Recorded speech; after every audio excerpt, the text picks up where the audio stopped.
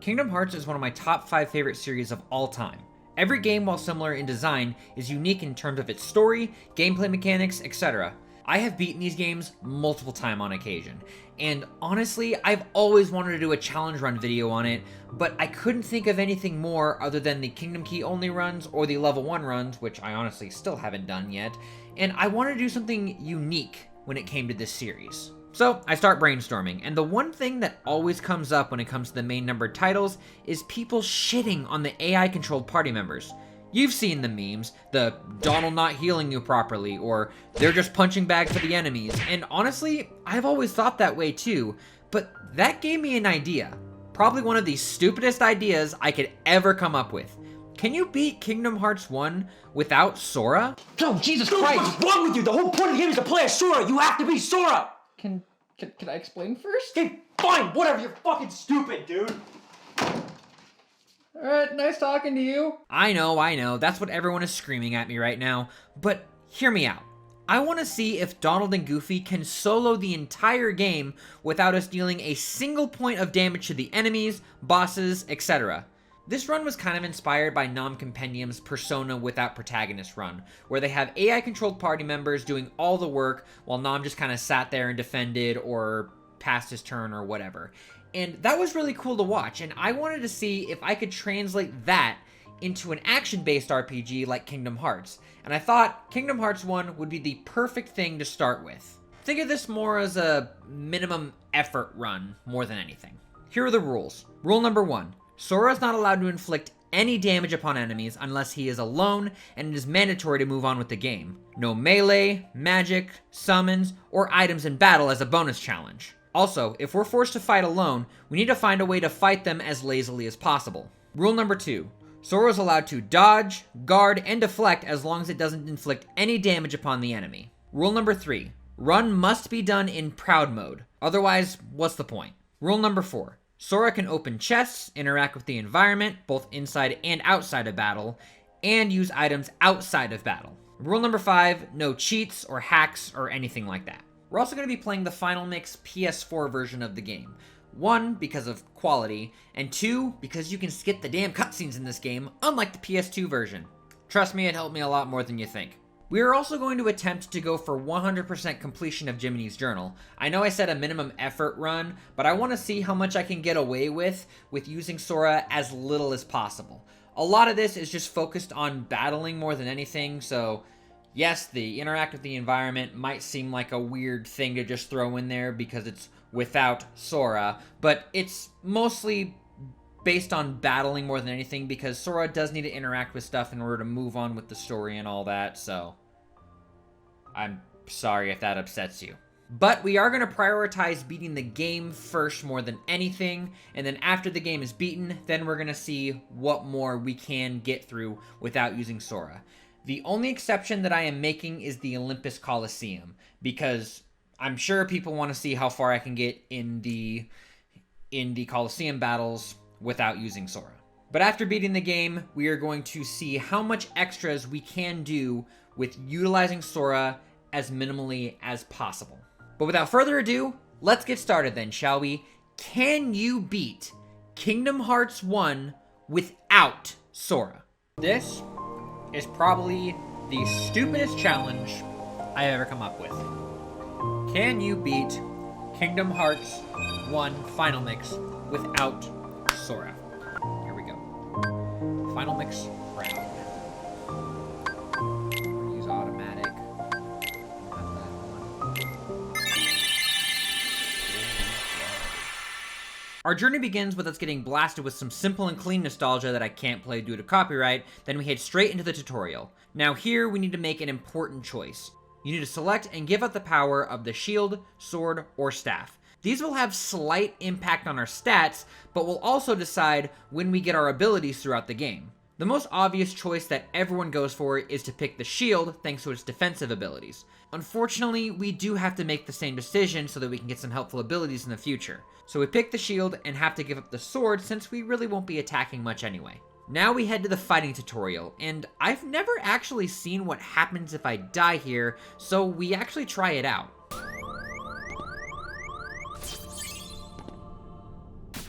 Wait, what?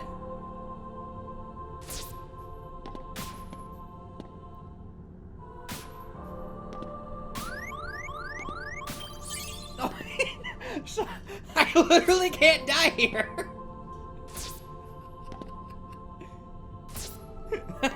I am a god.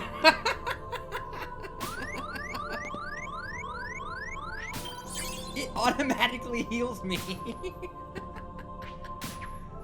That's right, we can't die in the tutorial. No matter how many times we get hit, the game will automatically heal us to full if we get too low. Unfortunately, this is one of those mandatory fights, so we do have to attack the enemy to move on. We'll just say this was technically a dream and we aren't actually physically here.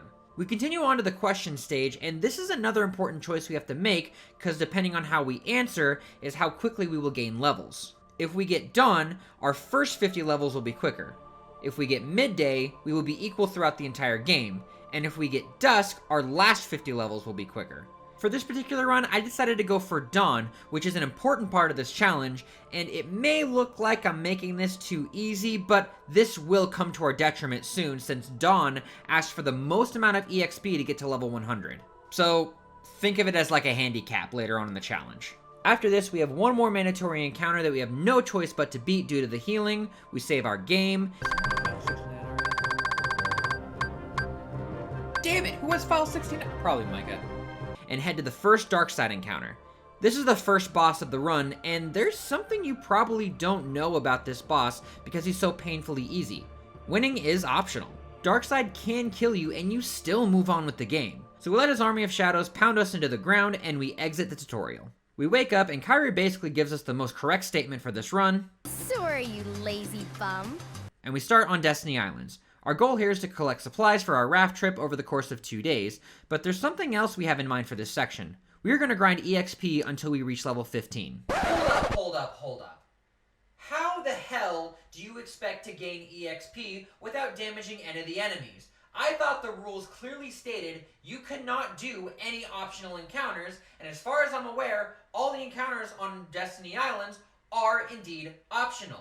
So how are you going to grind EXP without inflicting damage on anyone if they're optional? Alright, calm down, sir, or madam, or whatever, and let me teach you a little bit about Kingdom Hearts 1. Kingdom Hearts 1 has a mechanic in play known as the tech point system.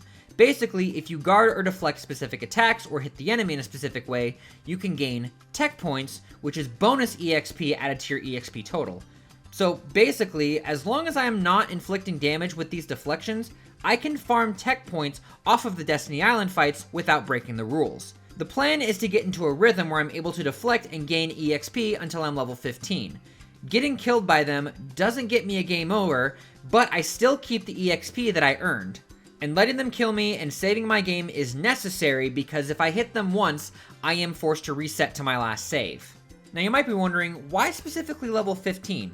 Well, that's why we got the shield at the beginning. At level 15, we learn the ability Guard, which is essential for this run.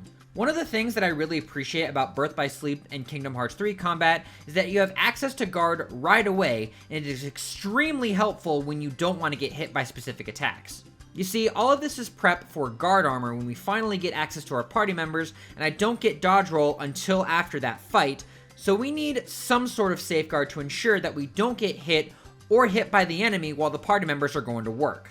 Also, this method is the best way to ensure that I get prepared enough for the guard armor fight since I can't really grind in Traverse Town reliably. Full disclosure, I spent a lot of time just trying to get used to how the grinding would work in this section. Titus is usually the way to go, but I couldn't get his pattern down yet. Wakka has a chance of getting hit by his deflections, so Selphie is going to have to work for the time being since most of her attacks give us tech points. At first, I got into a loop where I just deflected her constant swinging attacks, and after a few levels were gained, I got a lot more comfortable with the controls, and was even able to deflect her attacks where she gets hit on the head for another tech point. Wait. Hit on the head. Oh, don't tell me.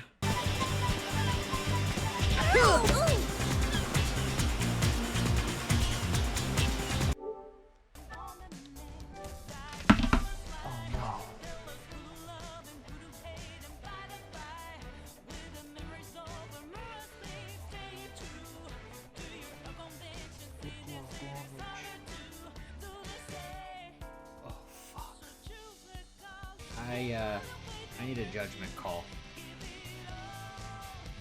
on. Just kidding. So, alright, so I've been spending the past hour or so grinding this this method that I can use to get EXP without actually damaging the enemy. Not knowing that one of the deflections was indeed damaging the enemy a little bit. And technically that goes against my rules. Is that a full run reset? Or do I just be mindful this time? Oh, I don't know. I mean, either. It is your own challenge, so. I know. But yeah. I don't know, because that technically goes against the rules, but I didn't know it was damaging the enemy. Technically goes against the rules, then I guess it went against the rules. I don't know. Yeah, so apparently this deflection inflicted a tiny amount of damage that I did not know about because I still don't have scan. And I spent hours and got up to level 5 just to figure this out. I mean, technically I didn't know, and I was still letting her kill me, so I decided to be way more careful about how I deflected her attacks and just continued to— Nope, the council made the call. I had to restart the whole run because the purity of this challenge will be savored. For the most part, you will see why here in a minute. I get back to the island and start all the way over with Selfie, only deflecting her continuous swings. It got to the point where I felt a lot more comfortable and started fighting Titus instead. Yes, I'm calling him Titus. Sue me. I ended up getting used to his loop a lot better, so if you intend to try this, use this method instead. His tech point attack is a lot more obvious than I realized, and you even get more tech points when you fight him. And then when you reach level 12, you get tech boost, making this process so much quicker. Just don't go for super long, because if you end up hitting him, you will hate your life and have to reset. Do it in increments and save often. Eventually, we finally reach level 15 and can move on with the game. We do, however, create a save here just in case we need to come back. After getting our supplies and a cutscene with the MVPs of this run, the first strike of the run, we have to race Riku. But I wanted to see what happens if I just stood still the entire race.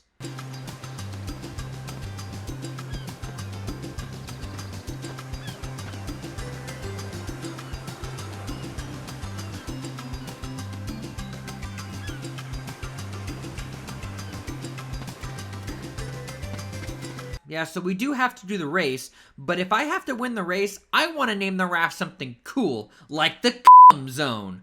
Wait, why did that get bleeped? How come other YouTubers can say various shit and be fine, but when I say zone, I get in trouble? We win the race and move on with the actual first encounter of the game, which we properly ignore. We can't hit them anyway, so what's the point?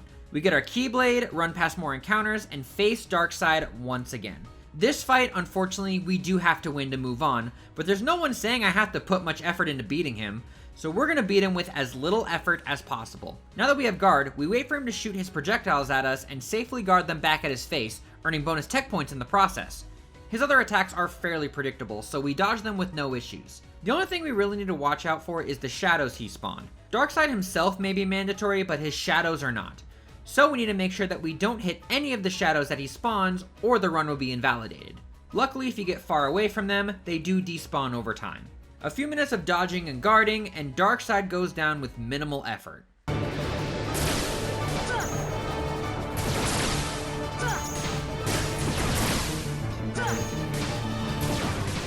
I got him!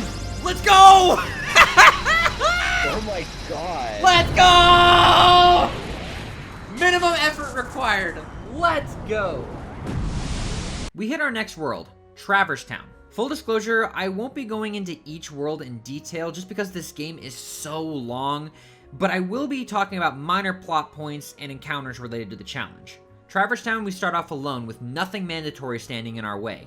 We wander around, meet Sid, miss Donald and Goofy a few times, and eventually get to the Leon fight, from which we take him on with full force.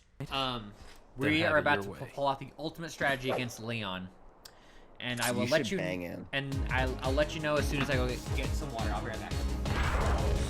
Okay. He hit you with fire.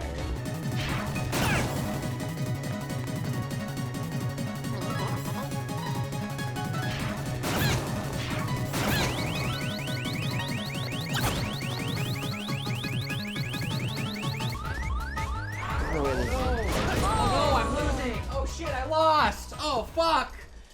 Oh, that's awful! What It is happened? intentional. After this and a few cutscenes, we head straight for the 3rd district, where we finally meet up with the MVPs of this run, Donald and Goofy. We finally get to start fighting enemies. Basically, the AI in this game works on its own schedule, but we can mess with it later, but we need to get through this encounter first. We get through the first wave of enemies, and then come face to face with guard armor. This is the best time to explain how we're going to deal with boss fights and how Donald and Goofy fight. Donald and Goofy basically run around the field attacking whatever they see fit based on their AI settings that we will get to soon. Donald, of course being magic heavy, can use various attacks as long as he has MP to use it, and Goofy is more defense and melee based. When their HP drops to 0, they're knocked out for a couple of minutes but then get revived at half health after that couple of minutes is up. They're mainly set up for supportive roles because Sora is mainly the one who's supposed to be doing the damage, but for this run, we need to set them up to where they are fighting to the best of their abilities. The only thing we can really do is run, dodge, guard, and deflect as long as we aren't dealing any damage to the enemies, but there is something else we can do to try and control the battle in the way that we want to. In the final mix version of KH1, if you're locked onto something and press the triangle button in battle, one of the 2 party members' icons will flash blue, and will attack whatever you're locked onto. This will happen for a couple of minutes until you stop locking on, the enemy is defeated, or they get bored, I guess? You can press it twice to get both party members attacking the same target. So, while we are focused on staying alive, we'll be using the triangle button to sway their AI to attack whatever we want. Basically Kingdom Hearts 3, except we don't have the overpowered moves. This will help a lot in this particular fight. Guard armor is split up into 5 parts, 2 arms, 2 legs, and the body. The strategy for this fight is usually to take down the parts before officially taking down the body. For this fight, it won't be any different. We lock onto various parts of the body using the triangle button to have Donald and Goofy focus down each part until it's defeated before hitting the body. At least that's what I was hoping for. I sat in this fight for at least 20 minutes without any of the parts going down. Donald and Goofy are programmed to scale at least 1 level below or 1 above Sora's level respectively, so this shouldn't take this long. That's when I had a dangerous thought cross my mind and let myself die to confirm my suspicions. I started yet another new game, chose a staff, sprinted all the way to Traveler's Town, leveled up to level 15 again to learn Scan, and started the boss fight again. I let them wail on guard armor only to find out something truly awful. Sora needs to deliver the final blow in order to kill any bosses. Otherwise, the boss stays at 1 HP until Sora hits it, and this does include the parts for guard armor. I was truly disappointed. I really thought this mechanic wasn't introduced until KH2, and I have no way to get around this either. So, unfortunately I have to say, it is not possible to beat Kingdom Hearts 1 without Sora. Thank you guys so much for watching, and I will see you guys next time. Fuck that! You really think I'm gonna give up that easily? Nah. No way in hell. This video, I want to prove how useful your party members actually are in battle. So, unfortunately, we do have to tweak the rules a little bit.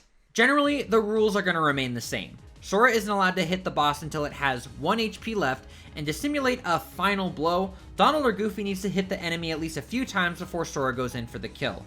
There is one thing we need to do first, however. We need to get the ability Scan in order to see the boss's health in order to pull this off. So, I reload my last Destiny Island save and grind up to level 21 to get Scan. Now, if you think all this leveling up is going to make the challenge easier, well, you're right, it's an RPG. The higher level you are, the more stats you have, the stronger you are. But trust me, the difficulty curve will catch up with me eventually. Luckily, guarding the attacks that Tidus makes is a lot easier now without the looming stress of accidentally hitting him, and I was able to get to level 21 in just a few hours. With Scan in our possession, we take down Darkseid again in the same way, then head all the way back to guard armor. The strategy is basically as follows. Sora dodges and guards the attacks from guard armor while getting some tech points in the process, which really helps out, while using the triangle trick again. I make sure Donald and Goofy get all the parts down to 1 HP before sending in to deliver the final blow. I actually learned that the body will stop taking damage after a certain point until the parts are defeated, so there's no way to take down this boss without taking out the other parts. By the way, I'm going to learn a lot more about these boss fights as we continue on with the game. It's actually kind of cool.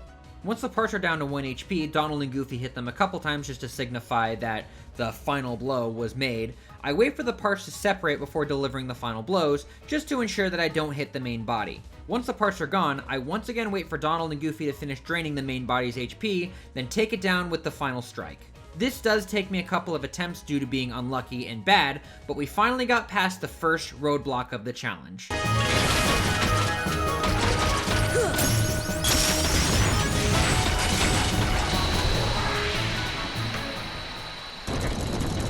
Okay, we can roll with it. We can roll with it.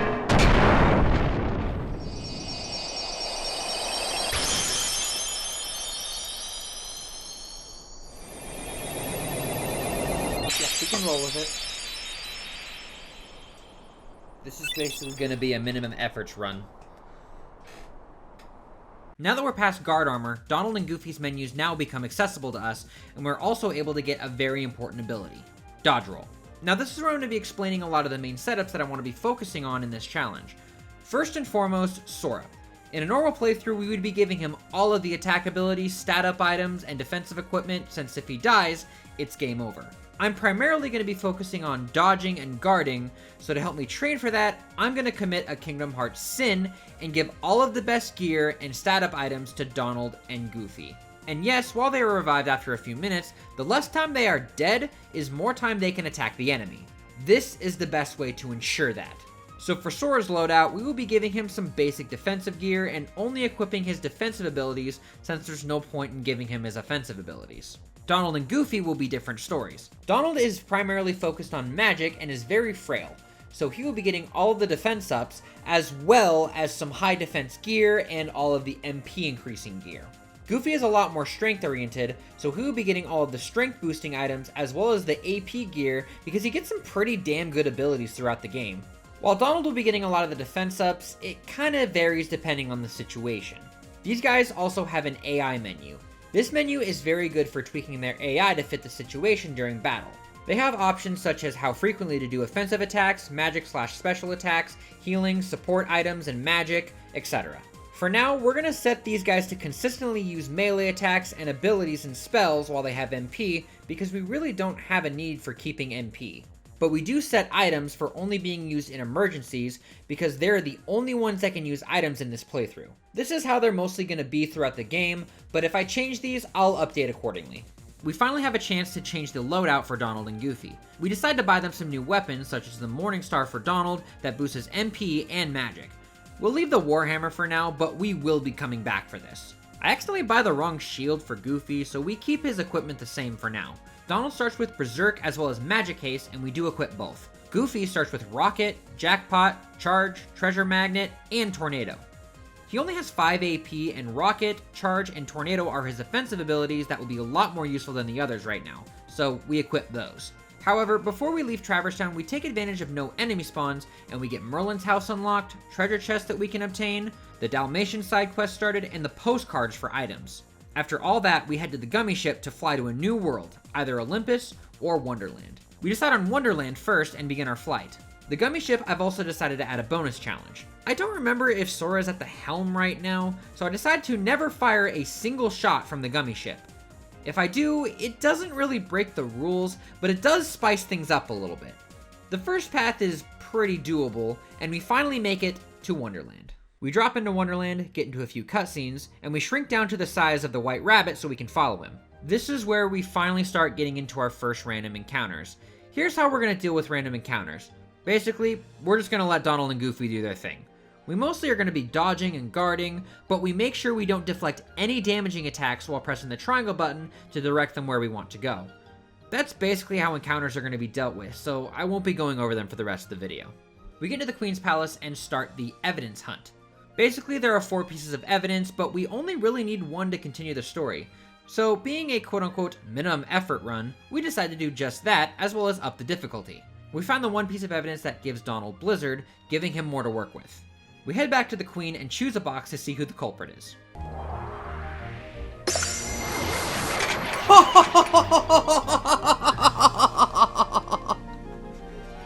How did I?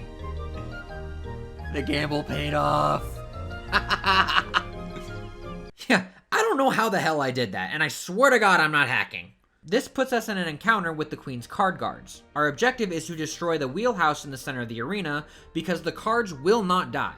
The wheelhouse itself doesn't have a health bar, so the only way we can know how far we are is how far down Alice's cage is. My first thought is to have Donald and Goofy hit the wheelhouse. I found out earlier that the lock-on strat actually isn't just for enemies. You can also lock onto other objects while you're in battle, and Donald and Goofy will attack it.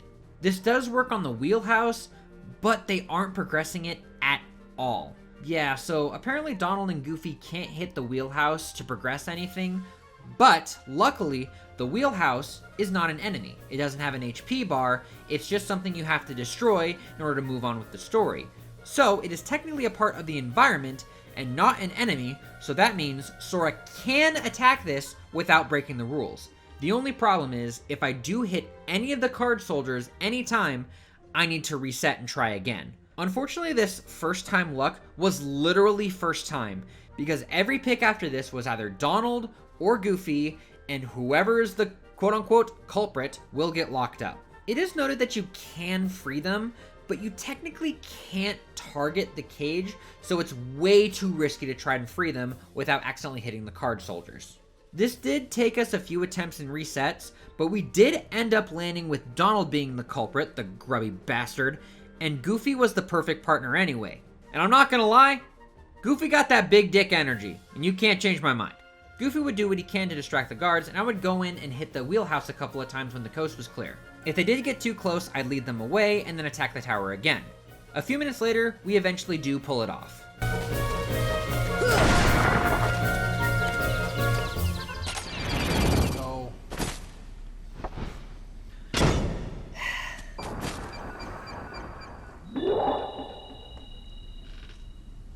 Afterwards, I decided it would be smart to head back to Traverse Town to get some fire-resistant accessories. We attached them to both Sora and Donald since they're basically the most frail at this point. Also, Donald learns MP Rage through level up, which increases MP when getting hit. We swapped that for MP Haste, but as soon as I'm able, I'm getting both of them on him. Then we search for Alice, any treasures we can get all the rewards from the Tea Party Garden, then head to the Upside Down room. Donald and Goofy take out the Heartless, then we light the lamps, then we do some prep work for the next boss. We give Donald and Goofy some items to work with, then head for the Trickmaster fight. The big gambit with this boss is that his hitbox is on the upper part of his body, which can be guarded by his big legs. So Donald and Goofy need to jump in order to hit him properly. Luckily, we did find a solution that worked for the most part, and it involves another part of the triangle button trick that I didn't mention. In the corner of the battle arena is a shelf just big enough to reach the Trickmaster. We can just sit in the corner and guard Trickmaster's swings with his very heavy feathers, I guess. If Sora isn't locked onto anything and you hit triangle, Donald and Goofy will regroup with Sora at his current location. So the plan is to stay in this corner, and if the boys get stuck on the ground, we will tell them to regroup. After regrouping, we lock back onto the trickster and get them to attack him again. We keep this loop going until he gets to a certain amount of HP. When his HP gets low, Trickmaster will light his feathers on fire, allowing him to shoot fireballs at us. This breaks the strategy because if I were to block these, it will damage the boss, and I accidentally do, forcing me to restart. So when we get to this portion of the boss, instead of hiding in the corner like a little bitch, we hide under the furniture like a little wimp. We use the table and chairs to our advantage, basically blocking out the fireballs. We do have to rely on Donald and Goofy's jumping abilities, but that won't be for long. Eventually they do put in enough work to get the boss down to 1 HP, allowing us to deliver the final hit to Trickster after 2 attempts. Yeah, they're dealing damage and they can't hit him. Alright.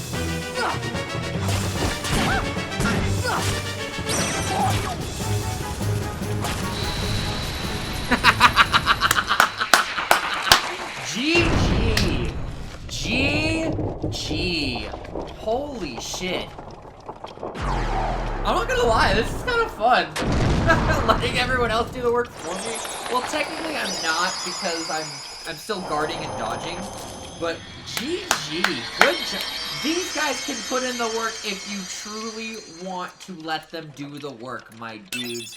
Come on, a free torn. Nice. Hey, I actually know that reference now. That's funny. Our next stop is Olympus Coliseum. However, we need to head back to Traverse Town in order to head to Olympus Coliseum. The track without shooting actually did take us a couple of attempts due to how frail we are, but after a few attempts, we eventually do get through and head to the Coliseum. This world is mostly a battle arena with a few treasures and trinities to get.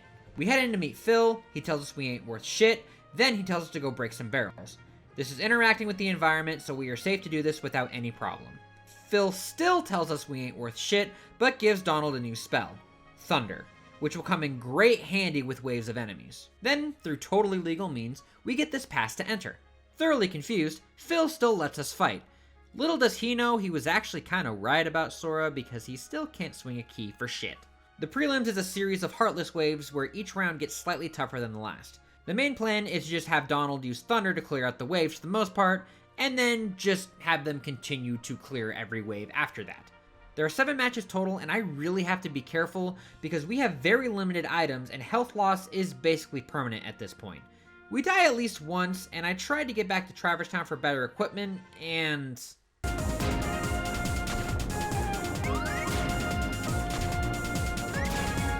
Fuck! Fuck! Fuck! Dude, damn it! Fucking shit! Fuck! Ah! Yeah, not happening. I tried again, and we did end up making it all the way to the end of this time to face the blonde-haired edgelord himself, Cloud. Now, here's the thing. Cloud is technically optional. You can die here and move on with the story, but here's the thing. Donald and Goofy, they need validation. They've been beaten down, insulted their entire life.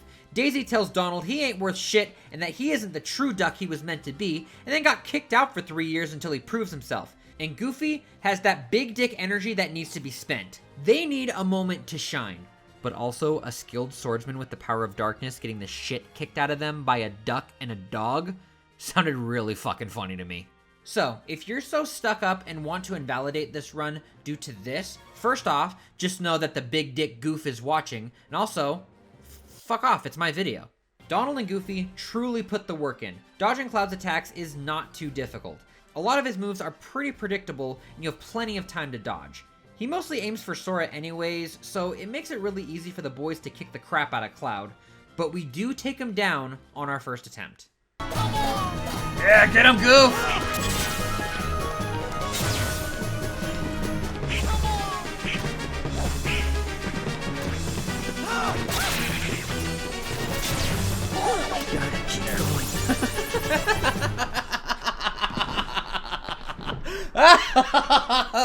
I know technically that wasn't mandatory, but because Donald and Goofy were in my party, I had to beat Cloud. Like, come on.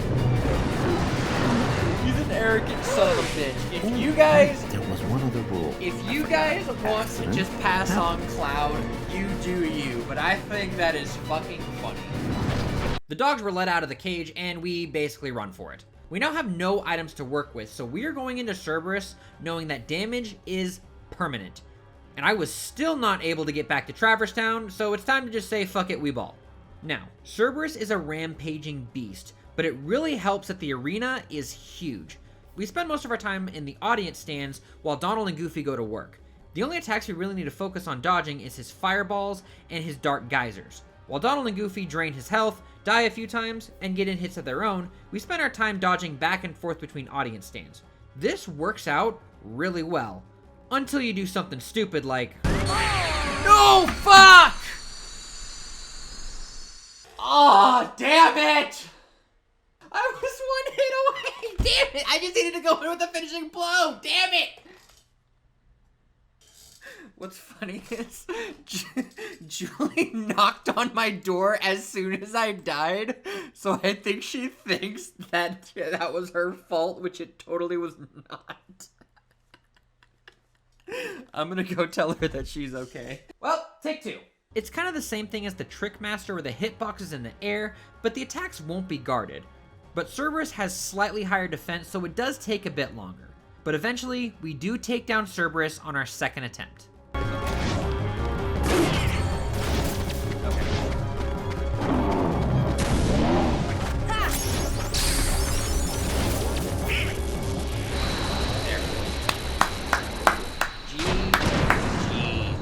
GG. Why is this fun?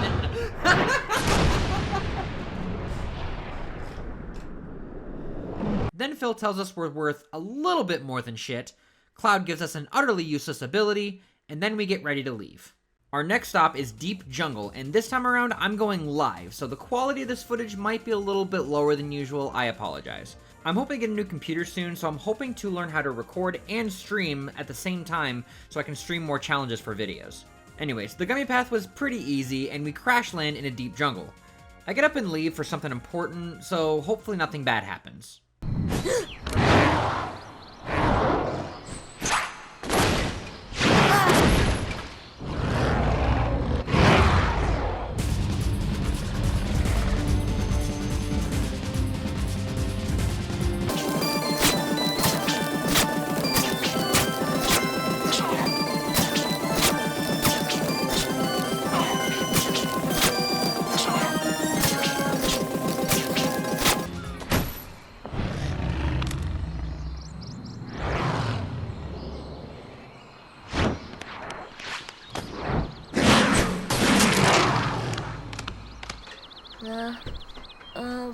What is this place?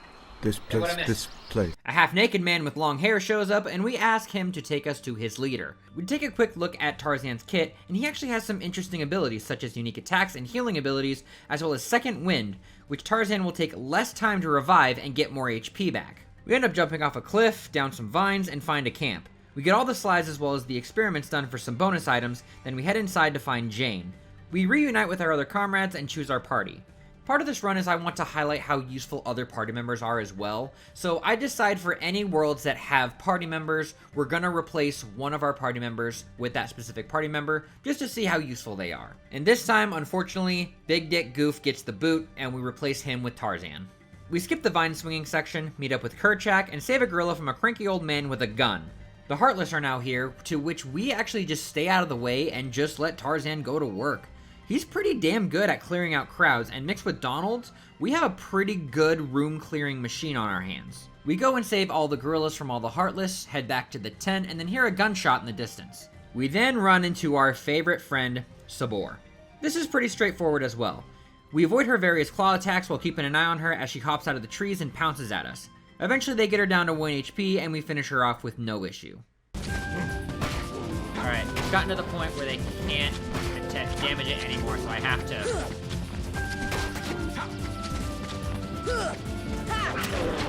There. The unfortunate thing is I have to get the final hit. So I'm letting them hit him a couple times to simulate a final hit, and then I actually have to do the devastating blow. Which sucks, but if I wanted to do this challenge again in KH2 and 3, I knew I'd have to bend the rules a little bit. I didn't realize I had to do it with this one, though. After the fight, we get an accessory that boosts AP, to which we happily give to Donald so he can have both MP Rage and Haste. Let's really hope this serves us well. We head to the treetops to save Jane, and we're basically in the same situation as the wheelhouse in Wonderland. Heartless will endlessly spawn when the main objective is to take down the giant fruit that's hanging down in the middle of the treetops. We try to do the same thing with Tarzan and Donald and see if they could take down the fruit, unfortunately to no avail, so Sora does have to take this one down. As long as he doesn't damage any Heartless around us, we're good to go. And before anyone says anything, yes, I did spend a few minutes trying to have Donald and Tarzan destroy the fruit, but it just didn't work out. We make our final preparations for the boss of this world, Clayton and the goddamn chameleon. This is kind of infamous, isn't it? Clayton is by himself for this first phase, so we just send Donald and Tarzan to just beat the crap out of him. Something to note is that he does heal, so Tarzan and Donald have to keep up the pressure on him. It's also good to note that even though he's not at 1, he does stop losing HP at one point, so we really need to keep up the pressure, and Sora does need to hit him once to move on to the next phase. And this is where he summons his pet, the goddamn chameleon. God, I hate this boss. This fight is fucking chaotic. There's a lot of moving parts and shit happening all over the place. You need to avoid his various ramming and lasers, and also Clayton's gunshots. This becomes a little too much, and I ended up dying on my first attempt. The key to this boss is to keep moving and watch out for Clayton's healing. As long as you keep moving and dodge carefully, you can come away with it. That's it. I really have no other strategy for this fight. They drain the chameleon's HP until it can't lose any more. So we hit him once, and the chameleon appears and knocks Clayton off. I order the boys to take down the chameleon first.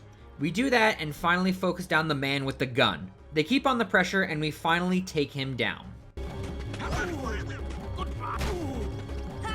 There we go.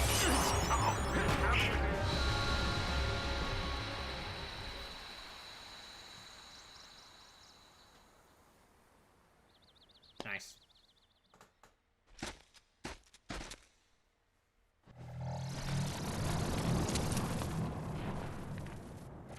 Yeah, I don't think that's gonna work out for you, buddy.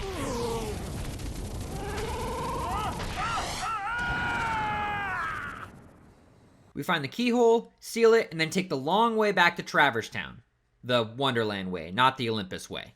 We also learn Red Trinity, where we are able to access other treasures, and even the underground cavern where Leon is. Then the following sequence occurs. They give us some lore and tell us to go talk to Sid. Sid says he'll look over the gummy blocks while we deliver a book to Merlin. We do so and then head into the 100-acre wood. This world really isn't affected by the challenge, so I won't really be going over it except for the various items we get. But this visit, we really don't get anything spectacular. We leave Merlin's house to go find Sid, then we run into Riku, who we later see is going with the bitch. I mean the witch. Yeah, the witch. The witch. The witch. Sid tells us he'll work on our gummy ship, and he opens a shop for gummy blocks, which we may be using more often in this run. He also throws in a warp G, which teleports us to any worlds that we have already visited. We were told to check out the clock tower and ring the bell 3 times, and once we do that, the keyhole appears before us, but then we are stopped by the one and the only guard armor. Again. We take them on the same way as before, taking each part one at a time, so this should be pretty easy.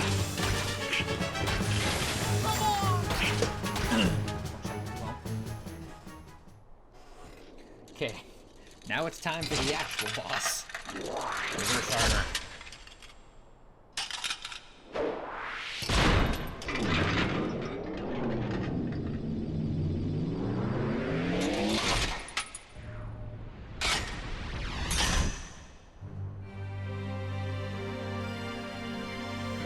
Oh yeah, no, this was not going to be that easy. Say hello to opposite armor, a far more aggressive and far more stronger version of guard armor. If you were wondering where the difficulty picks up, it's right here. The plan is to basically do the same thing as guard armor. Donald and Goofy basically pick off the parts one at a time, wait for them all to go down to 1 HP, and then we take them out later.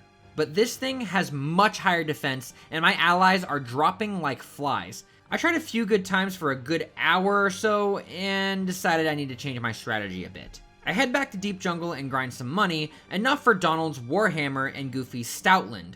This gives them more strength to work with and should make quick work of the boss's HP. Donald does have 1 less MP, but with MP Rage and Haste, this shouldn't be much of an issue. We start up the boss again, and this seems to be the ticket. I get much better at guarding its attacks with some juicy bonus tech points for each guard. It does still take a while due to the opposite armor's high defense, but this is the farthest we've gotten.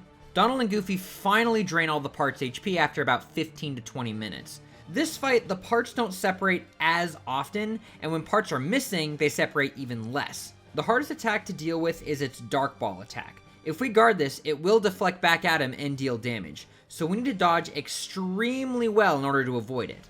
If we get hit and get low on HP, we need to dodge for dear life until Donald finally gets up and has some MP ready for cure, which I totally forgot we got after Deep Jungle. Anyway, eventually we get rid of the parts extremely carefully without hitting the main body. Once the legs are gone, it will consistently do its Dark Ball attack. We wait for it to get done and then hit it with persistent timing. Once all the parts are gone, it will do nothing but its Dark Ball attack. The boys consistently get knocked out due to this, so we need to dodge very carefully until they get back up and chip at its HP. Eventually, we get the opportunity to deliver the final hit, taking out opposite armor.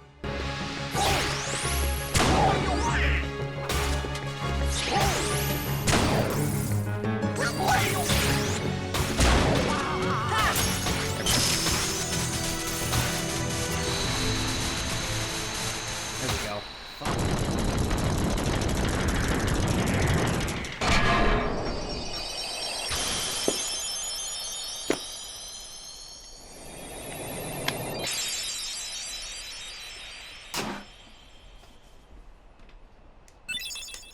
The ways to Agrabah has been unlocked. We try a couple of attempts at the pathway near Traverse Town, but we don't get so lucky. Luckily, there's a path near Olympus that works so much better thanks to the warp drive.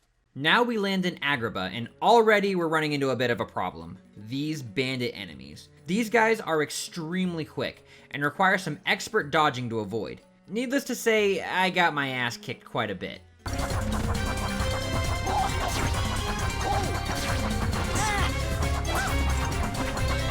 What the fuck is happening? We took advantage of reloading areas so that Donald and Goofy could get back their MP and clear out the areas a lot quicker. Don't worry, we do have a secret weapon to take care of these guys, but it will come later. We also need to watch out for these pots because sometimes they pop up as pot spiders and we can accidentally hit them. Like I did. Well, gotta reload that. We explore the city and find a girl in an alleyway being harassed by an old man. You know, like your normal average Saturday. We take on some Heartless and then we head to the desert where we find Aladdin sinking in quicksand. Oh boy. This encounter took me a couple of attempts.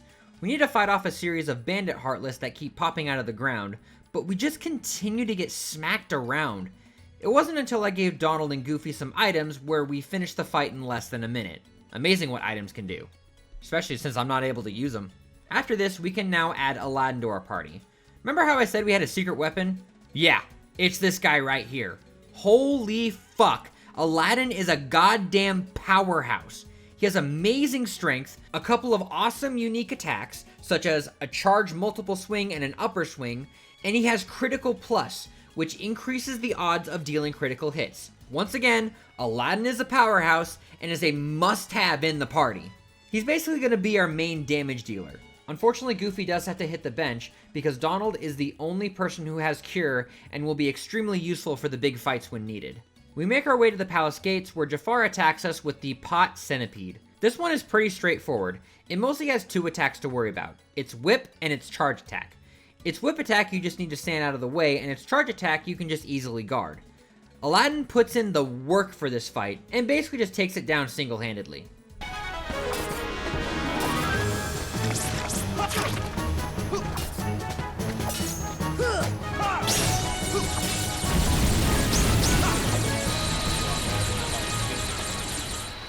We then get the Ray of Light accessory, which we immediately give to Donald because it raises his max MP.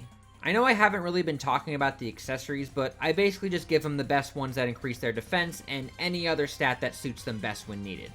And now we have to fight another boss, the Cave of Wonders. The gimmick with this boss is to hit its dark-filled eyes, but typically you need to climb on the back of its neck in order to do so, or wait for it to bury its head in the dirt and then attack him then. All while it breathes hot sand, spawns enemies, and shoots light beams out of its eyes. But obviously the best way to handle this is to wait for the head to get buried in the sand and unleash the boys, specifically Aladdin, to take out the eyes. Sometimes you get lucky and they stay on the head and continue to attack it. We did have a lot of close calls, but we were able to dodge consistently in order for Donald to revive and get a cure in. We did die on our first attempt, which was unfortunate, but many minutes into our second attempt, we end up pulling it off. Also, big tip, just have the hot sand breath take care of the enemies. It helps a lot. There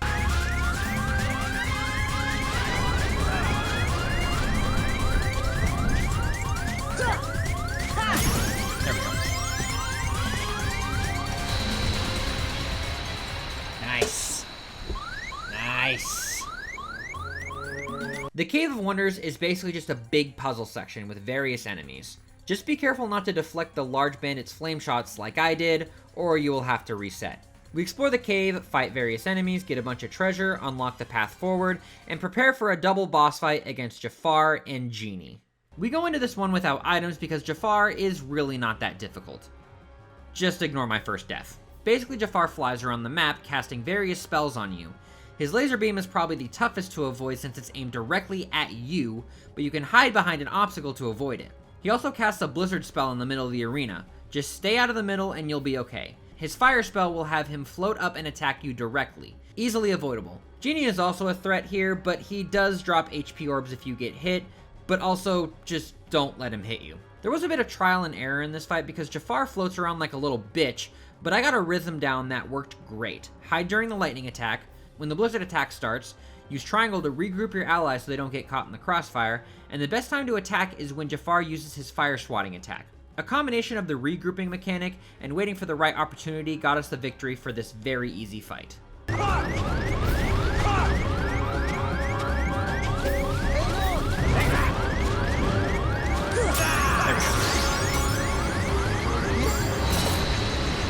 Now you get MP back, Aladdin. Jeez. The next fight, however, is something else entirely.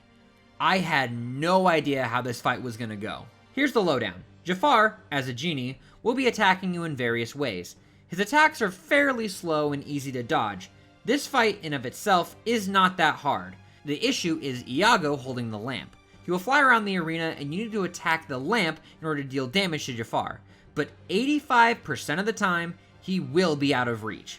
The best time to strike during this run is when he's on the middle platform or if he's resting on one of the other platforms. Listen, Aladdin is a powerhouse when he hits things, but when he can't platform for shit, his powerhouse is pretty useless. This whole fight is a tedious process, but I did learn a new strategy while I was fighting this boss, which I like to call a force spawn. I noticed that when my party members got stuck and I turned the camera away from them and used the triangle command, they basically just appeared right behind me. When it came down to it, I basically just waited for Iago to head towards the middle, used a force spawn, and then sent them attacking Iago for a little bit. There was a lot of RNG because sometimes he's there for maybe a few seconds, and then other times he was there for a little while. This fight took me roughly 15 to 20 minutes, but we finally put Jafar back in his lamp where he belongs. Hang on! Sora! Hang on!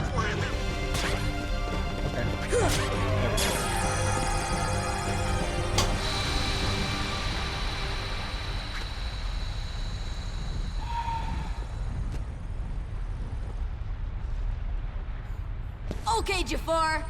Back to your lamp.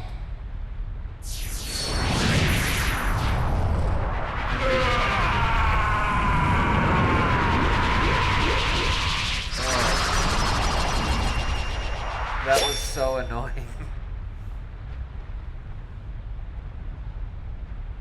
The one thing that I have learned through this whole thing is that the AI party members don't know how to fucking platform for shit, dude.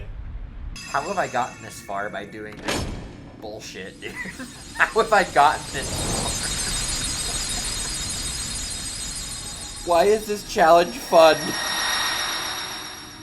We finish up Agrabah, learn the Green Trinity, and we actually head back to Traverse Town to unlock the Synthesis Shop, where we can use our materials that we find in our journey to create new items and equipment for us. We won't be able to do everything right now, but this will come in handy. But now we have a choice to make. No matter which way we go, we are going to hit Monstro. I decided to head the Atlantica route because it did seem closer. We make it to the giant whale and start the pain. This world isn't fantastic, but it's not terrible. Just a lot of confusing pathways. We meet Geppetto and Pinocchio, and then we find Riku. They run off and we are forced to explore the long and confusing pathways to find them. Each room has various treasures to obtain, but we need Senor Duck and Dog to take everything out before we can obtain any chests or trinities. We do die at least once, but with the help of force spawns, we eventually make it to the end and face Parasite Cage. This fight is just insanely easy. I don't even have to move an inch while Donald, Goofy, and Riku all wail on the guy. I can't control Riku's AI, so he's just gonna run around and strike him every once in a while. Since Parasite Cage can't hit us at all, I save my items for the second encounter. Literally, the only difficulty of this fight is just listening to Pinocchio whine and cry. But we do take him down in a few minutes' time. Probably the easiest boss so far, I'm not gonna lie. Oh.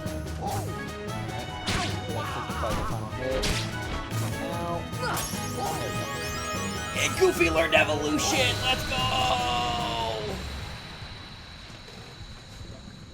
That was ridiculously easy. Riku eventually betrays us and leads us up to the second encounter. This time around, Parasite Cage can shoot us with poison gas that absolutely hurts. Kind of like the Trickmaster, the main hittable target is on the top of its head, while the back and bottom half guard all attacks. The main thing I need to do is circle around the arena while Donald and Goofy go to town. I mainly need to watch out for the poison gas because if you're too close, it can snipe you hard with the gas. I get into a rhythm where every time I make it back to the ground, I use regroup to position the boys closer to the front where it can hit easily. But of course, Big Dick Goofy will be the main damage dealer, and honestly, I just kind of prioritize his Goofy Tornado ability because oh my god, it does so much damage. Parasite Cage can get stunned for a few minutes, and Donald and Goofy can reach the inside of its mouth, but it's just kind of unreliable because of positioning. And And I won't lie, because of the poison sniping, this fight actually proves to be quite difficult, and I did die quite a few times. So I decided to move around my equipment a bit and give them more defensive, and we attempt it one more time. And this did seem to do the trick. I continued to move around the map, but decided to move a little bit slowly to try and bait out the poison attack and dodge it a bit better. It did take quite a few minutes, but eventually they did drain its HP to 1, and we deliver the final blow, finishing Monstro.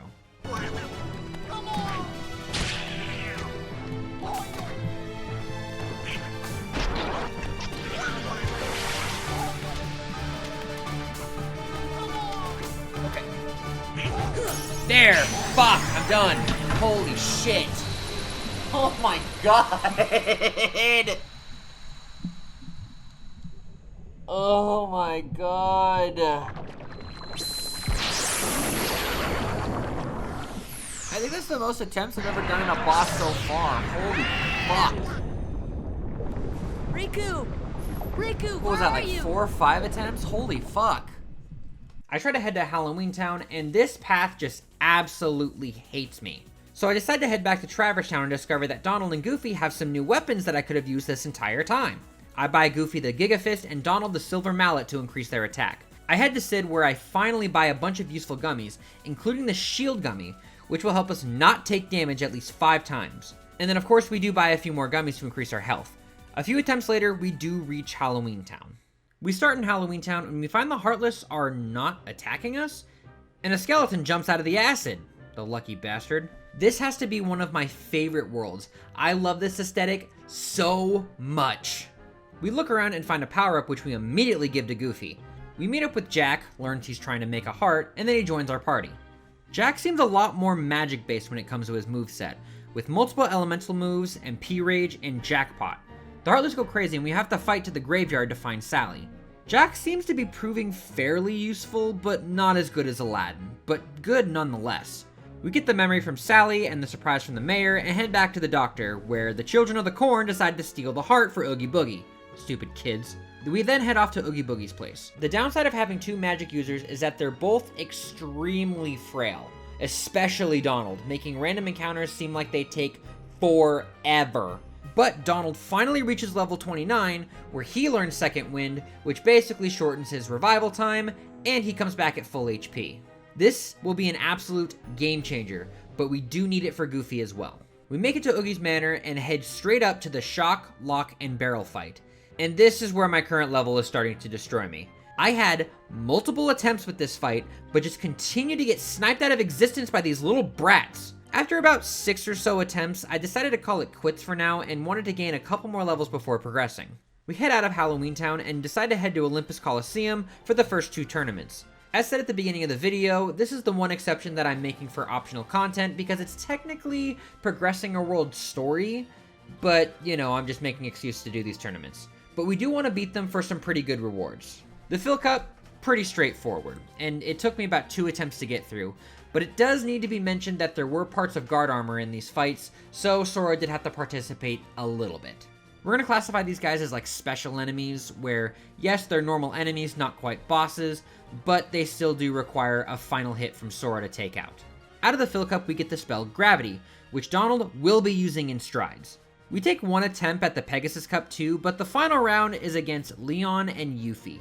Leon's attacks are fairly easy to avoid, but the biggest issue is Yuffie's attacks. She constantly throws her throwing stars and they home in on you. This was fine for the most part, but I totally forgot that Yuffie has Clear Tranquil, basically a healing spell for both her and Leon. This right here is the big issue when I can't help my party, and I did end up dying after being sick of having Yuffie heal herself, so I decided to come back later when Donald and Goofy can deal out a little bit more damage to keep up. During this excursion, however, we do gain a couple levels, enough for Donald to gain more MP, and Goofy now knows Second Wind. Let's fucking go. I also take this opportunity to locate all the Trinity spots that I missed in other worlds, just to gain more EXP and money along the way. Sora also gains another accessory slot as well as more HP, so I'm a little bit more confident to take on the brats again. Once again, because of the chaotic nature of this fight, it does take me a good couple more attempts, but eventually, Donald and Jack do put these kids in the timeout corner. I promise. Here I go!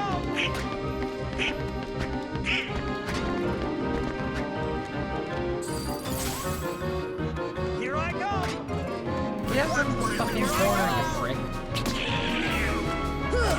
There. I surrender. Sorry.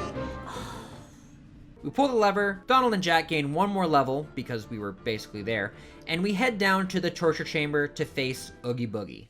In a casual run, this boss isn't too difficult. You're stuck in this roulette wheel while fucking Oogie Boogie does his shit, because he's a gambling man, and I can't fucking speak.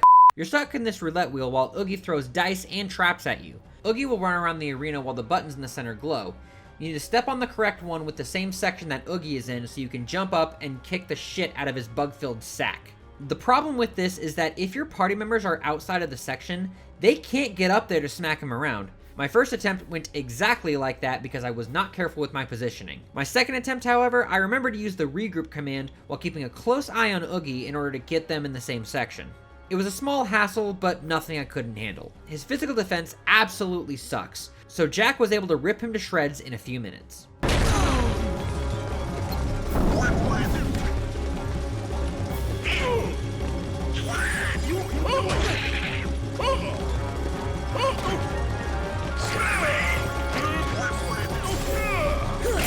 There we go. Let's go. Fucking hell, dude. That took too fucking long. Now comes the true final boss of this world, Oogie Manor.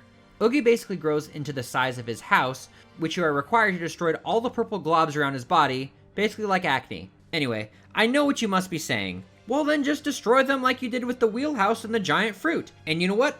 I did think about that, until one thing stopped me from doing that. These globs have HP bars.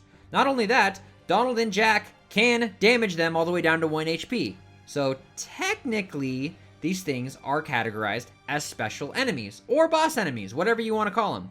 Which means, according to the rules, I cannot legally hit them. And the biggest issue is that these globs are in hard to reach places that the duck and the skeleton cannot seem to jump up to. So I'm in for a fucking ride. I usually try to work from the ground up, but for some reason, Donald and Jack could not get to these first 2 purple globs, so we decided to work from the top down instead. We did use the force spawn strategy to get them to the top of the manor and work our way down. Same strategy as usual. They get its HP down to 1, I hit them for the final blow, and then we move on to the next one. There are 7 in total, where the first 5 were pretty easy to take down. Once there are like 2 or 3 gone, gargoyles will start to spawn around the globs, so I need to be precise when destroying the globs. We get down to the last 2, which are the first 2 that I couldn't get them up to originally, and I start to struggle quite a bit. But somehow RNG was on our side, because when we dropped down, we actually dropped down to one of the ones that I could not get them on. So we destroy it immediately, and then we try to move on to the last one to try to see if I could somehow force spawn our way up. But the other problem is that there's so many freaking gargoyles and they endlessly spawn that it's really hard to get in the correct positioning without dying. Whenever I would get low on HP, I would basically have to drop all the way down to the ground and dodge roll to try to get away from all the fireballs and all the freaking attacks until Donald was revived and then he could heal me up. I spent at least 5 to 10 minutes trying every angle, but eventually I found something that sort of works. Near the glob, there's this little box. On the other side of the box, there's this small ledge. I use this ledge to force spawn Jack and Donald up to the ledge and try to get them to hop on top of the box. When I'm ready to pounce, I do my best to try to position both of them to where they land directly on top of the glob, and I guard attacks while they try to do some damage onto the glob. This took several try and fail attempts, knocking off a few HP at a time, but we finally got the perfect drop. I spam the triangle button, we knock out the final glob, defeating Oogie Manor.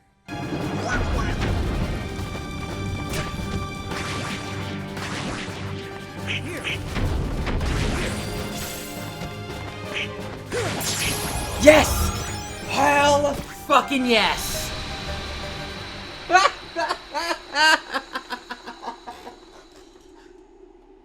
was so fucking annoying.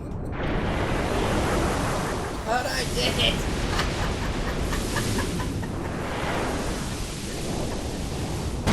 Oh my god.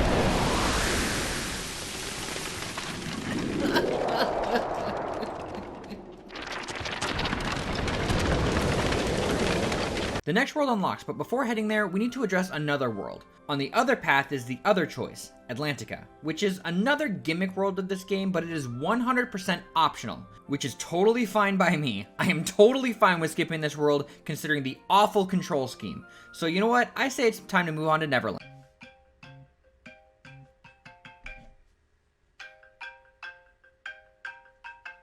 Uh-oh. Hello? So I need to do what? Or else you'll do what? Oh. Okay. Alright, yeah, awesome. Alright, thanks for calling. Alright, love you, bye.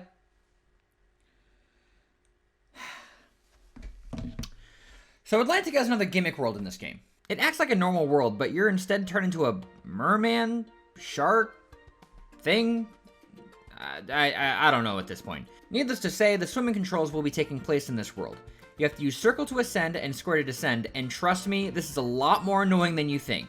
Whoa. Square to descend? What about guarding?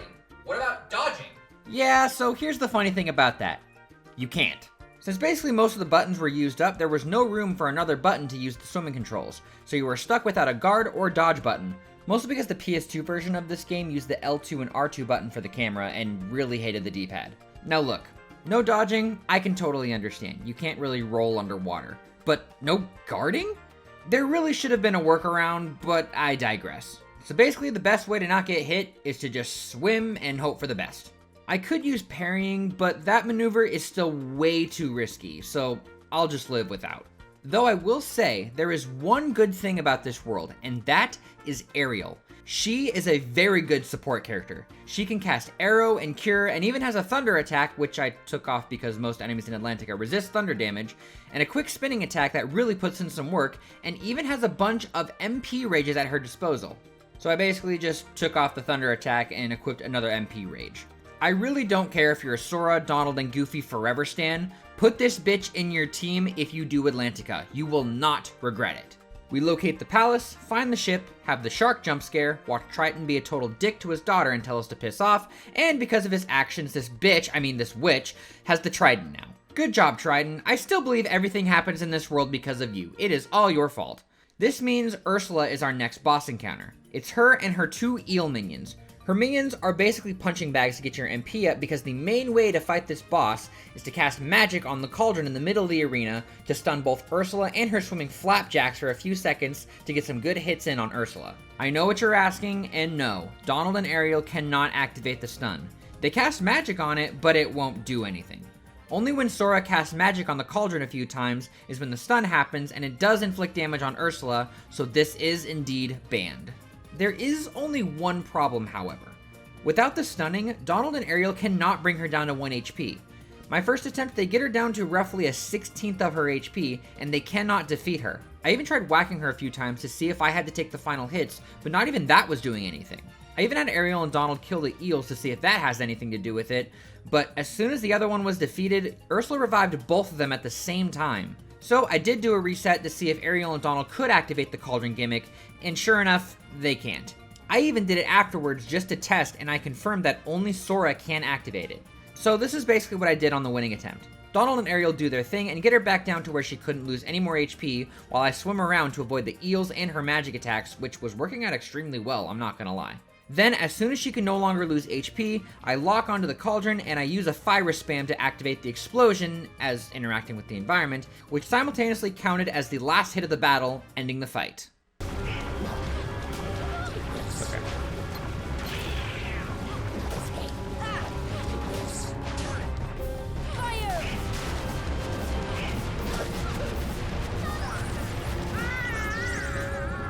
There we go.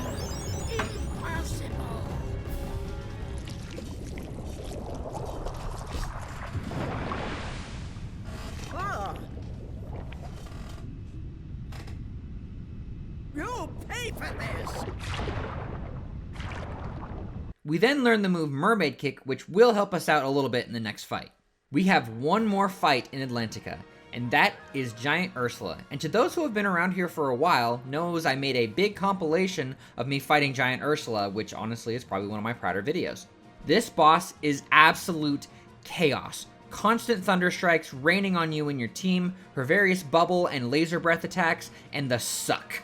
I was having a lot of fear and doubts about this fight because this is one of the fights that I struggled a lot with on stream, and now I actually almost prefer this. You're out of the way for 90% of her thunder striking attacks. Lightning does strike upon you, but it barely does so if you're not near her. Her bubble beam attack is very easy to avoid. Using the new mermaid kick strategy towards the screen helps you avoid the suck attack. The only attack that's really iffy is her laser beam attack, but you have the best chance to avoid it when you slightly diagonally mermaid kick.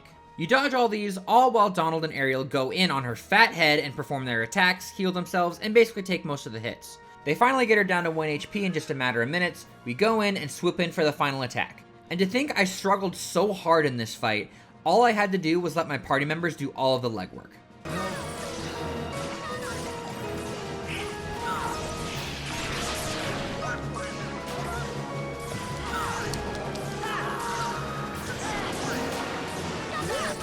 There we go.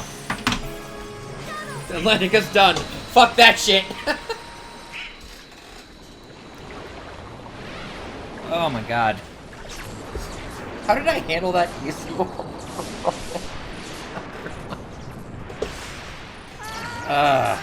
Fucking hell. Oh well, Atlantica's done. Screw that shit. Neverland is going to be our next stop, but I would like to give the Pegasus Cup another shot now that we have Thundera. We synthesize a piece of armor that lowers Donald's HP but boosts his magic and MP, and we give it a go. The beginning is the same as last time, but Donald actually gets to utilize his magic a lot more. And I didn't give them items this time, so this will get interesting. We make it back to the Leon and Yuffie fight, and I did struggle a little bit to get my dodging back on point, but this will have to do.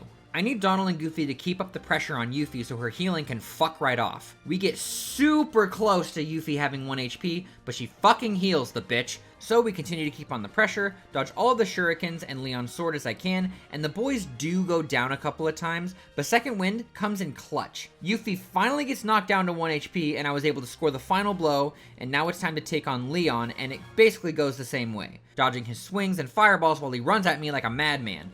At low HP, Leon gets a power buff and his sword gets energized, but as long as I don't get hit, I'll be fine.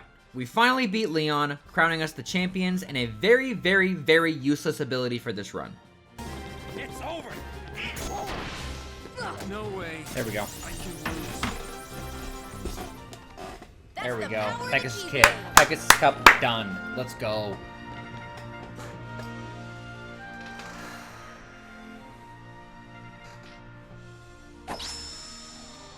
We're the champs. Let's go. What'd I get?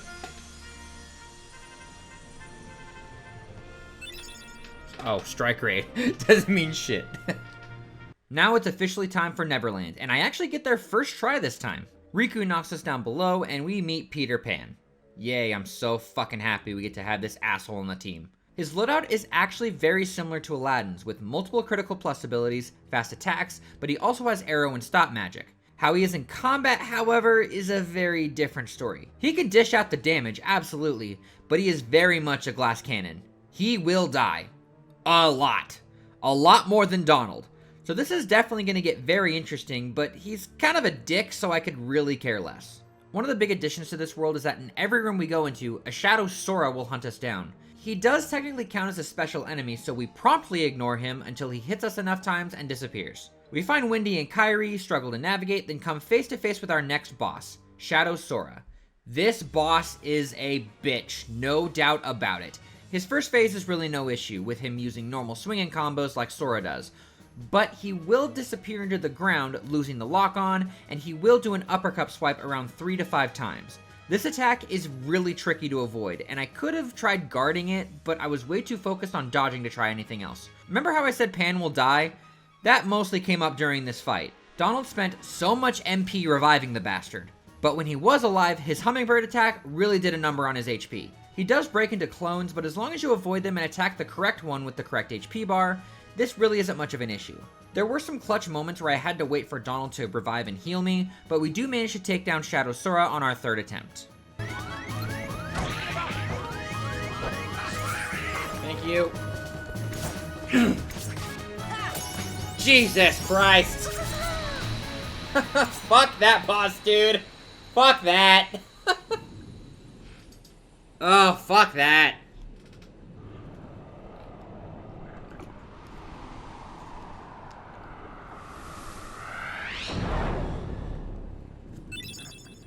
Peter leaves us, thank fuck, and we head to the top deck where we learn how to fly, Pan comes back, we learn Cura, and now we need to fight the Heartless on board. Fighting while flying is basically the same thing as swimming, we can't dodge or guard, and we basically just need to get out of the way. But we do get glide from it, which will come in major handy.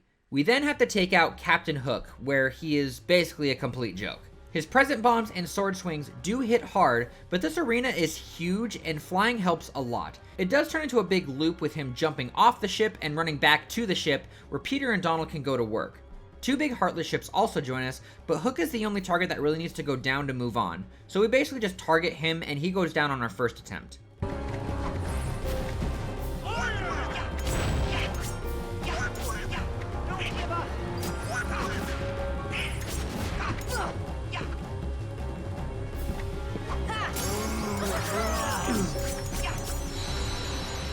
Neverland, done.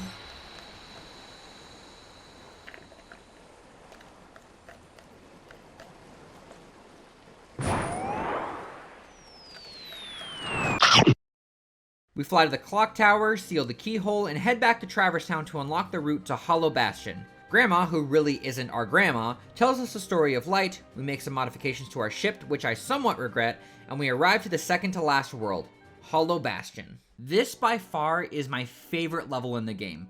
The music is amazing, the view is jaw-dropping, and it's just a cool place to be in. We reach Riku, he takes our Keyblade, the dog and the duck betray us, and we're given a wooden sword to go play hero. You remember the wooden sword from before, right? We basically can't hit Heartless with it, so we're basically forced to play how we've been playing all along.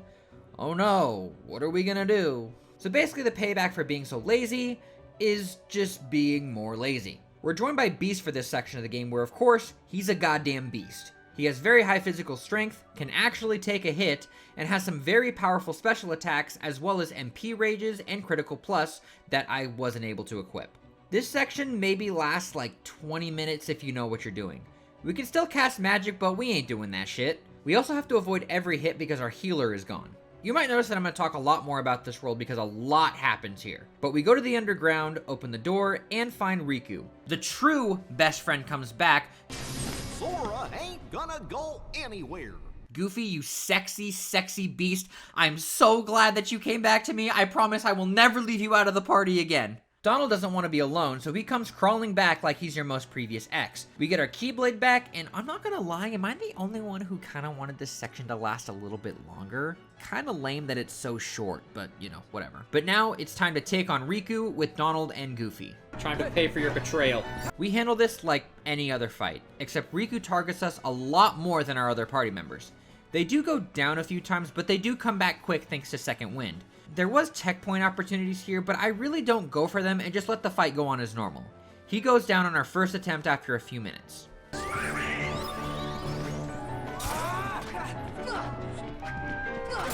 Okay. Hey, Goofy got second chance. Let's go.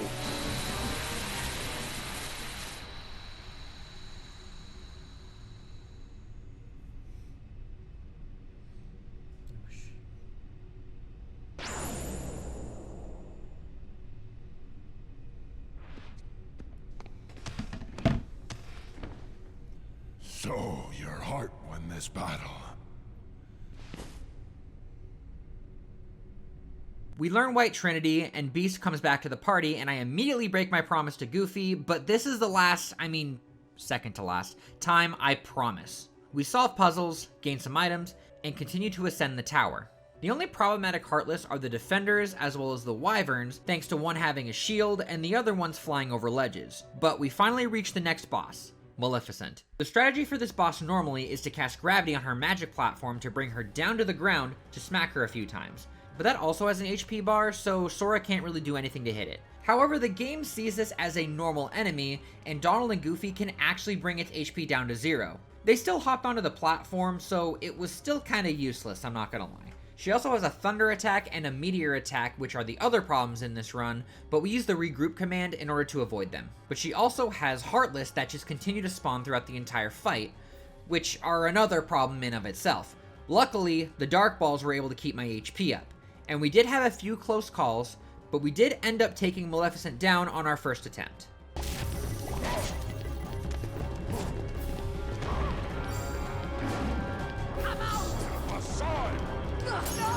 There we go. Let's go. First try.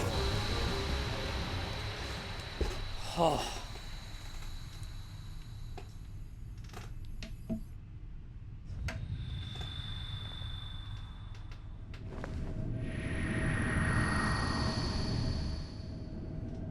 But now we come to true chaos. Riku stabs Maleficent, and now we have to fight Dragon Maleficent.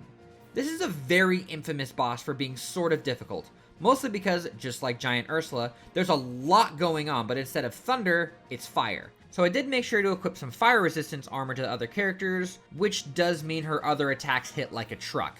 I did not think this through. Unfortunately, unlike Ursula, I'm stuck on the ground, but, like Ursula, I just need to stand out of the way. I use the vines around the arena to get high enough to where her shockwaves and her floor fire doesn't affect me at all. While I basically just sat here, Beast and Donald just went to town, but also dying and reviving. The only time I really had to move was when she summoned her homing fireball attacks that just tracked down Sora. They were tricky to avoid, but not impossible. After about 20 minutes of hiding, close calls, Donald and Beast dying and reviving, and them dealing a lot of damage, we eventually take down Dragon Maleficent in our first attempt.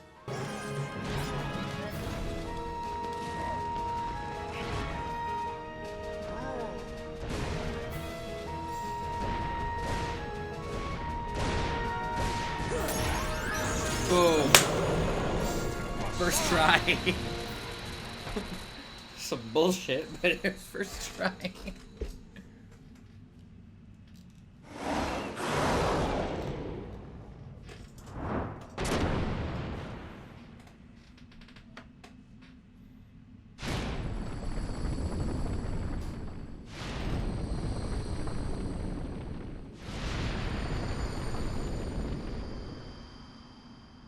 Now we're coming to our second roadblock of the run, something we haven't seen since the beginning of the game. We are coming up on some solo boss fights. This one is also pretty infamous due to memorizing the scene on the PS2 version because you couldn't skip the cutscenes. This is why we played the PS4 version, by the way, because of this particular fight, because oh my god. We need to take on Ansem Riku. Once again, this is a solo fight, so no Donald and Goofy, no sitting back while they can take care of it, and also, we can't heal. So what the hell are we going to do? Well, just like the Darkside fight, I want to try to beat this with as little attacking as possible, also known as deflecting attacks. So I consult the Kingdom Hearts wiki to look up his moveset and discovered that he does have two moves that are returnable, his Dark Firaga and his Dark Disc that he launches at us. But once again, we run into a small issue. He's broken up into three phases. First is normal sword moves with no dark powers. Second is he can activate his Dark Hand and add his dark powers into his moves. Third is his constant Dark Hand mode, and he can use his Dark Aura ultimate move. So here's the problem that I'm facing. His Dark Discs only happen on phase 2, and his Dark Firaga is used as a counter to magic. The only way to pull this off is if I hit him with magic, and that goes against our rules. So I either need to pull this off normally or commit to the bid. So I decided to go for the latter. Mostly because I think it'd be cooler. I hit him with a fire attack just to see if I can get the timing down and continue to... Wait a minute. Go back again? Show that again in slow motion. Now zoom in. He doesn't take damage to magic. This is an absolute game changer. Because Riku doesn't take damage to magic, I can freely use it upon him and use the counter attack to deflect that attack and deal damage. This is definitely a very, very gray area when it comes to the rules, but because I'm not dealing any damage to him, and I really have no other choice, and I need to get an attack to deflect back at him to deal damage, I think I can count this as legal. And if there are some naysayers in the comments about this whole thing, let me just say, this does not make this fight any easier. Oh my god.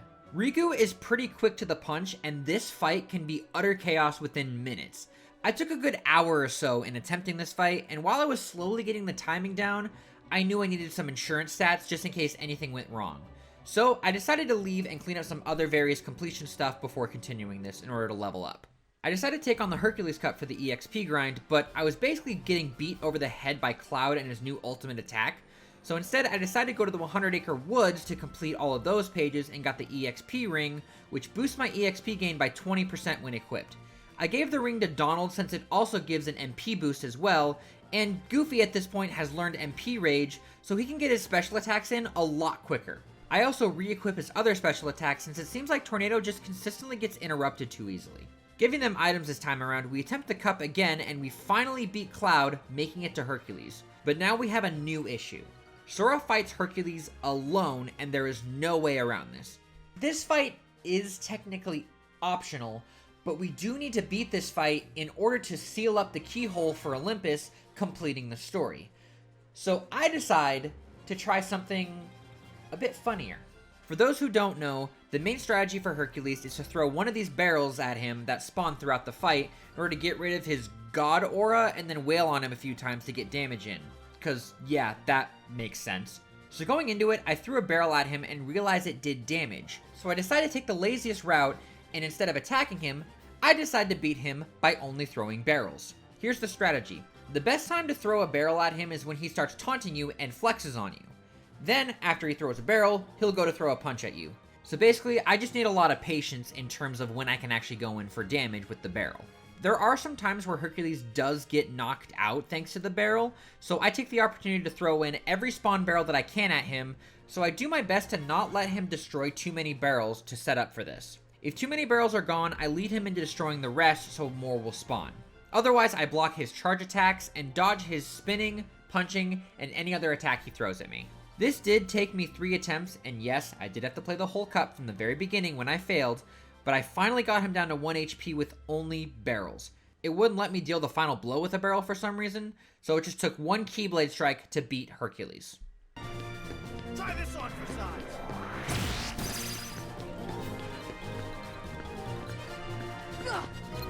Hey, you up yet? Ha!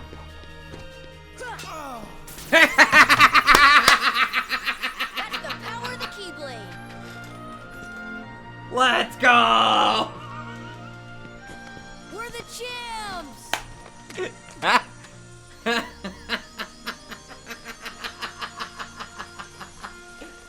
That was so fucking satisfying. Wow! And I didn't even hold back! I just threw barrels at you! Now We got Herc's shield as a reward and learned Yellow Trinity. We sealed the Olympus keyhole up and decided to go unlock all of the other Trinities. We got a variety of rewards, but the most important one is Donald getting a new physical-based staff, and Sora got the Lady Luck Keyblade, which we are definitely going to be using for the next fight. The last Yellow Trinity in Neverland we do leave because we don't want that arrow upgrade yet, or the last puppies, and I will explain that later. We also get all the other remaining puppies so that Sora can get another tech boost. Now that we've gained a few levels, I think it's finally time to take on Ansem Riku again. I decided to start with an MP heavy build to ensure that I can get as many fire casts as possible. For the first time in this run, we do switch Sora's Keyblade to the Lady Luck to give him 2 extra MP, as well as the Royal Crown, which also increases his MP. We also put on 2 other accessories that resist dark damage. My defense is a little bit low, but we're hoping to get through this run without getting hit. At least for the most part. Whenever we fail, the EXP before entering the room is saved, so I decide to fill up my yellow MP meter all the way before each attempt, as well as also get additional EXP between rounds for various stat bonuses. I spent at least 4 hours doing this same loop, but at level 49 and a ton of memorization, we landed on the winning run.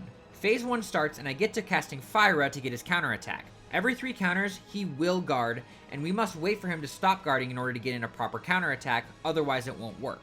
Also, thanks to tech boost, I get like 100 tech points for each guard, so I do earn a lot of EXP. Once his 3rd HP bar is at critical, he will begin phase 2, where he can enter his Dark Hand mode. This is where Dark Discs are added, and I make sure that I'm somewhat close in order to stagger him after his counterattack so I can roll away. It is a bit unpredictable when he will use his Dark Discs attack, but if he jumps slightly away, he will do his Shockwave attack that I need to dodge. If he jumps high, a series of Dark Geysers will appear, so I'd be sure to glide and dodge them.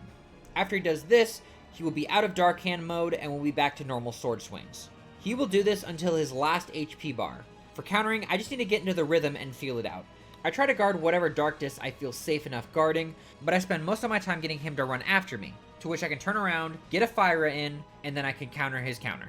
Once he reaches his final phase, he will stay in dark mode and use Dark Aura, his ultimate. The dodging of this requires you to be near one of these computers near the ledge. You jump over his first attack, then wait out the dashes and jump/glide over the geysers. Once he's done, it's back to business as usual until he does it again.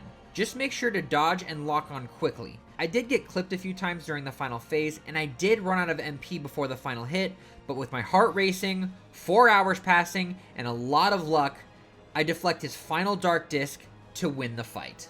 It's over.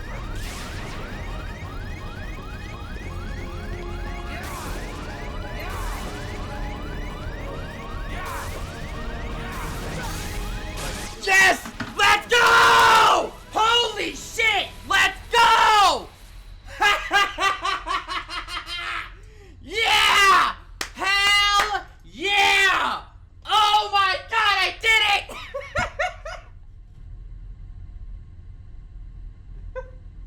Riku! The keyhole. I don't even care about the keyhole. Fuck you two! That was the most amazing thing I have ever done!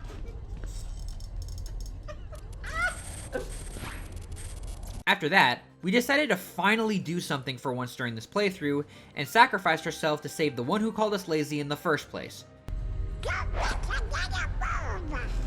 you think we can stop him all by ourselves? That's all you guys have been doing, is shit by yourself.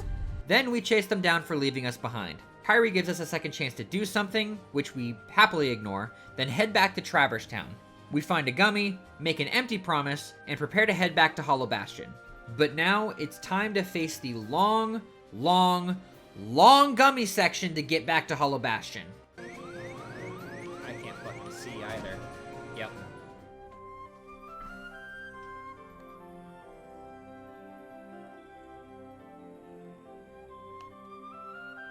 Wait, what? Huh? Can I just go there now?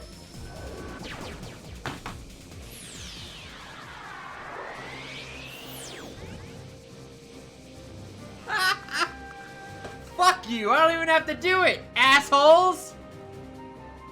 And no, I don't care. This was a bonus challenge, so I don't really care. We get back to Hollow Bastion, and we swap out Goofy for the final time.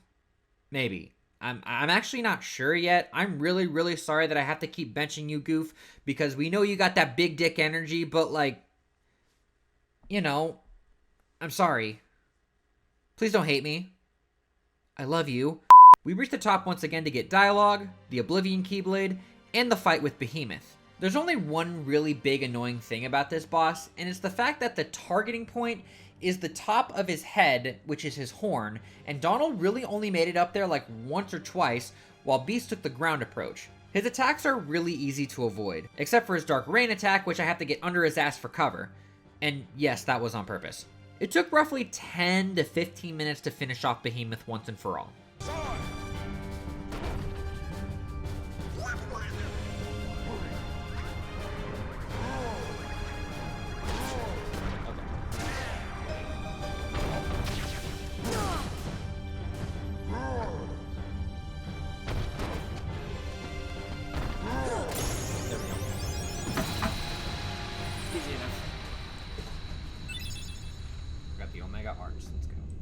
We get some exposition, and I secretly have some technical difficulties and almost thought I had to restart the boss. Well, that was fucking terrifying. The final world has been unlocked, the end of the world. This place contains some of the most dangerous and disgusting Heartless to date, and the first encounters with the Invisibles, I get absolutely slapped. So I decide that it's time to get some better equipment and gain some more levels before going further. I try to take on the Hades Cup, but Yuffie absolutely slaughters me. So it's once again time to do some more cleanup in order to gain some levels, which is really where choosing Dawn at the beginning is going to start biting me in the ass, because I had the first 50 levels already, so levels will be coming much slower. I figured the best way to move forward is to work on the synthesis shop, so that I can get some better equipment, as well as gain some levels along the way.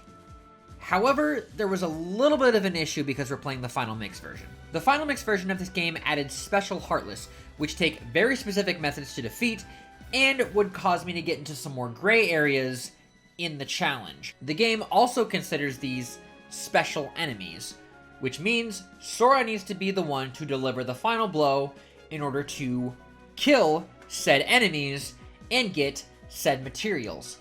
So I decided that for the time being, I was not going to take on the synthesis shop, at least for these specific Heartless.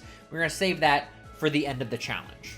Of course, since I made the exception for Atlantica and Olympus as being optional content, I technically could make the same argument for the special Heartless, but I figured since you get a lot better rewards from these guys in terms of the synthesis shop, and that was more of an optional side quest, and Atlantica and Olympus were more worlds than side content, we decided that we were not going to have the special Heartless legal, at least for now.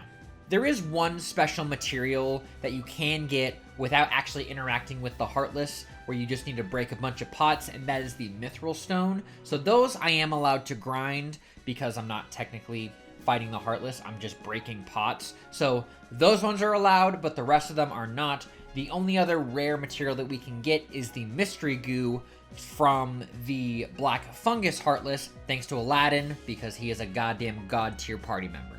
So those are the only two like rare materials that we can get without fighting any of the special Heartless. So that's as far as we're going to get with the synthesis shop.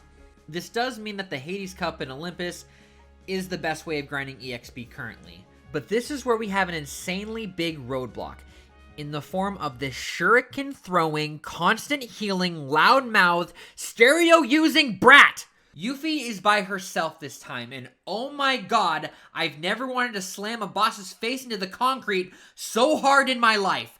For those of you who don't remember, Yuffie heals when she's low on HP, and she can do this endlessly, to the point where she almost has a full bar of HP left. The previous way we did this was to get enough damage in where it outweighs the healing.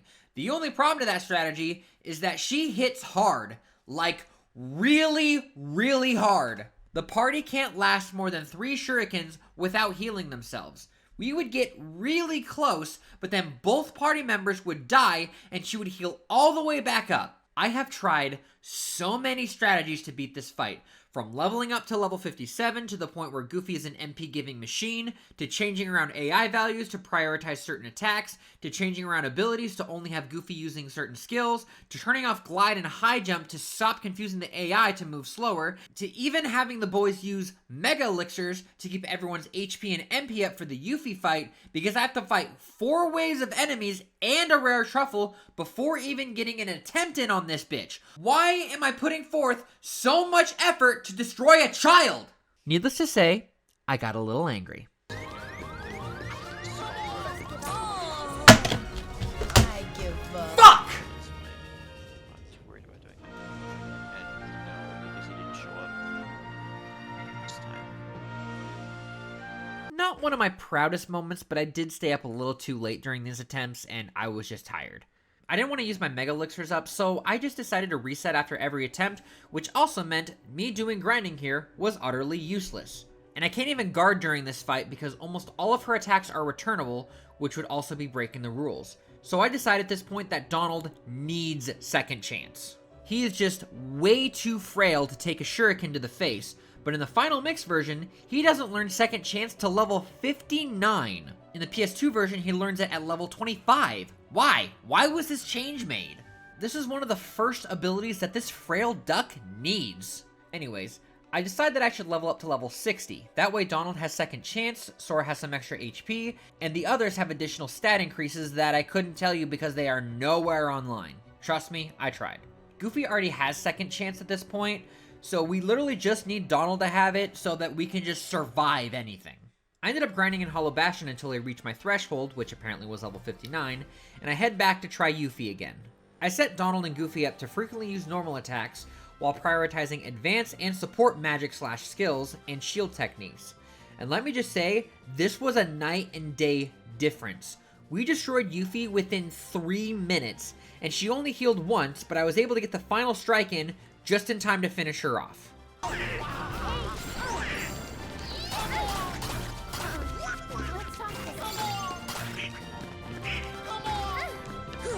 Yes! Let's go! Fucking finally!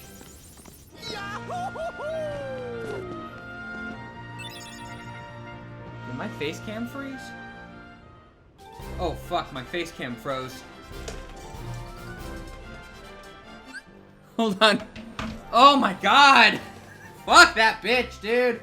That took too much fucking effort. And my face cam froze, so now I gotta fucking fix it. God damn it.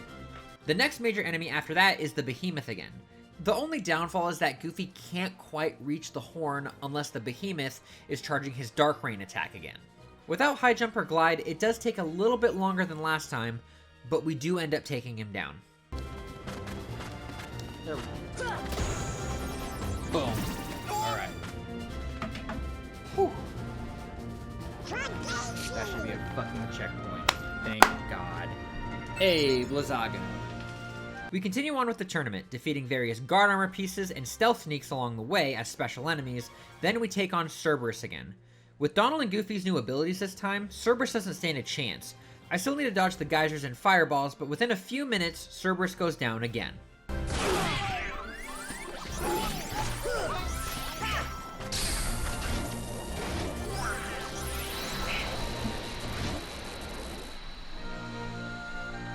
That's the power of the Keyblade. The next batch of enemies includes a rematch with opposite armor, which felt a little bit easier this time actually. Of course because we're stronger, but the smaller and flatter space helps maneuverability. Also, apparently his Dark Ball attack isn't returnable? Huh, who knew? Anyways, he goes down in just a couple of minutes.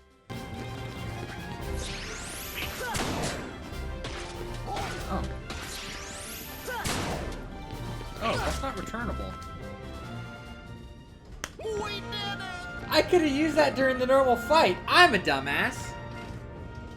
Up next is Leon and Cloud. I prioritize Leon first because his ultimate moves are easier to deal with. Once his sword starts glowing, we make sure we dodge every strike. Once he's down to 1 HP, I focus Donald and Goofy on Cloud while I maneuver my way to take Leon out. Cloud hits its ultimate attack, we dodge his attacks very carefully, and we finally take him down.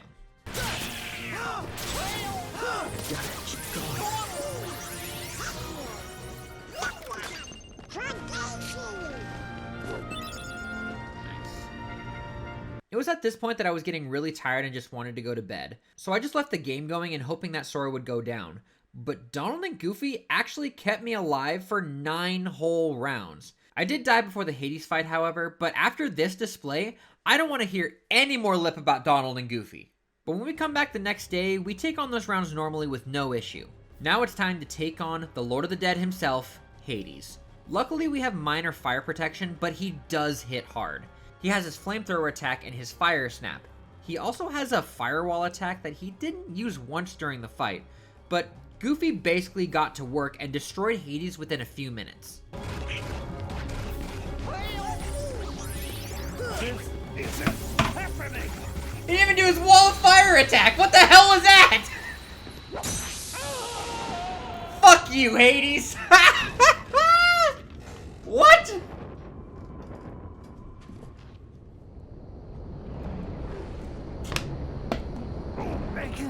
What are you doing? Stop! Hey guys, get away from me! Oh, come on! Gravaga! Oh, that's where I got Ansem reports. Okay. Nice, nice, nice. You said it, Goof. You said it, Goof. I'm smiling again.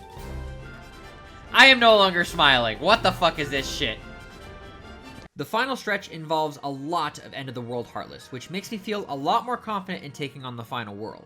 Getting past all the rounds leads us to the final boss of the Hades Cup, the Rock Titan, who is painfully easy. I stay up in the stands while Donald and Goofy just wail on its feet. Usually once the Rock Titan falls over, you can go up to its head and deal some extra damage, but I can't seem to force spawn them up there. But they're already doing plenty of damage and they get tech points for every hit they deal. Rock Titan goes down in just a few minutes.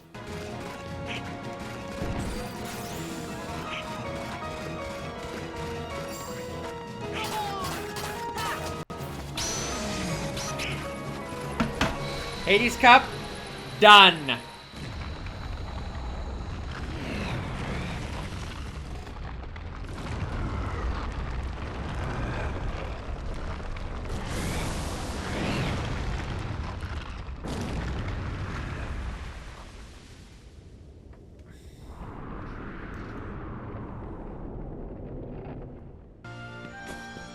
Champs! Well deserved, Donald.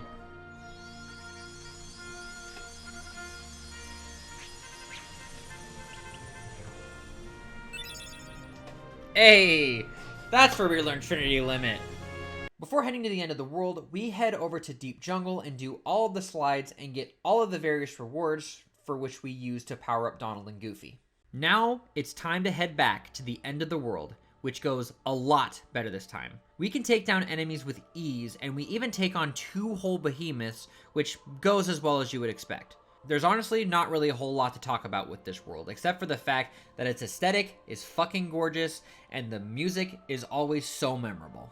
We travel through the various rooms where we get the Meteor Strike for Donald, which has less MP but a huge attack boost. We also go through all of the World Terminus worlds where we get a bunch of Synthesis Gems, an Elixir, and the Mighty Shield for Goofy, which also has a huge attack boost as well. We equip some fire-resistant accessories, and we head down to the next boss, Chernabog. This fight is fought in the air, so we basically have the same strategy like we did for Ursula. Goofy has an extremely high attack stat, well over 50, so he basically rips through Chernabog's HP. I do get taken down by a few fireballs on my first attempt, but the second attempt is where Chernabog officially goes down. I'm not gonna lie, I think we made Goofy way too powerful. There we go. I'll take it, it was the last hit. Sweet, Chernabog is done and I get Super Glide.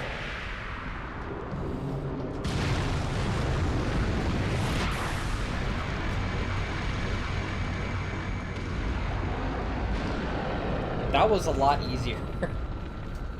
I think I made Goofy too powerful.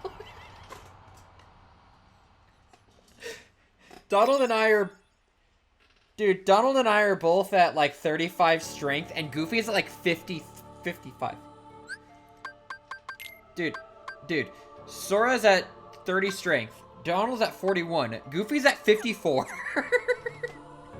I made Goofy too powerful.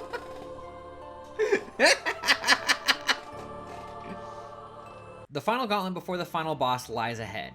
It starts with a behemoth encounter, and Goofy takes it out rather quickly.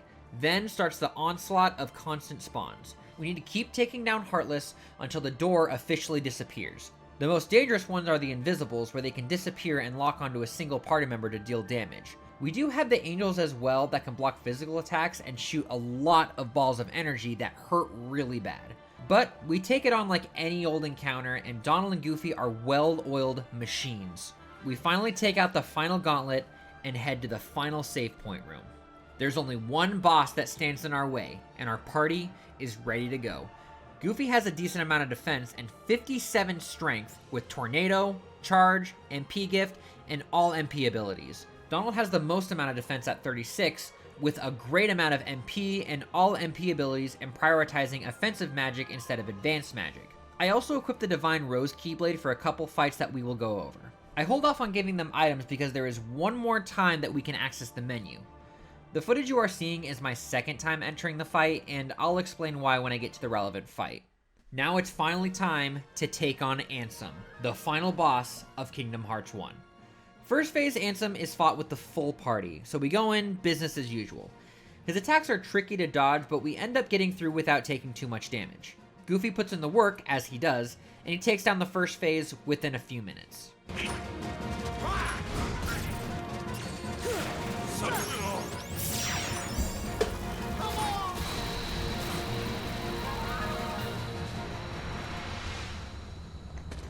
We're able to access the menu one final time, and we fill Donald and Goofy full of elixirs and mega elixirs, which we are able to do because the game doesn't save past here. The next phase is Dark Side, and I have to fight this one alone, of which we handle it basically the same way as we did at the beginning of the game. We deflect his Dark Orbs as usual, and I did have to do this quite a bit of times, so I was able to get into a loop where I was able to despawn all the shadows that spawn before deflecting the orbs. He goes down within 5-ish minutes.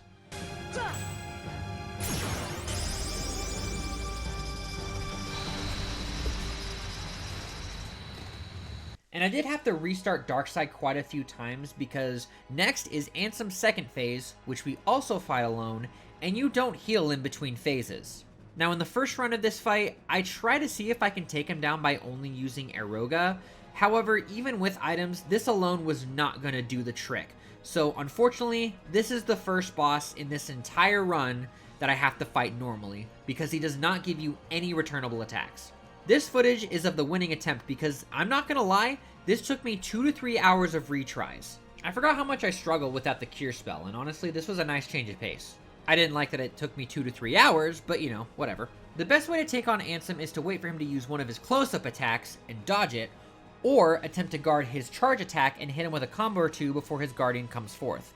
The epic run killer, however, is his possession attack, where if he hits you, he deals damage on you over time, and I still cannot use cure or items or anything fancy since I have to fight him normally solo. So make sure whenever he does a close-up attack, you have plenty of dodging room. After hours of retrying him and Darkseid, I finally take him down with a normal combo.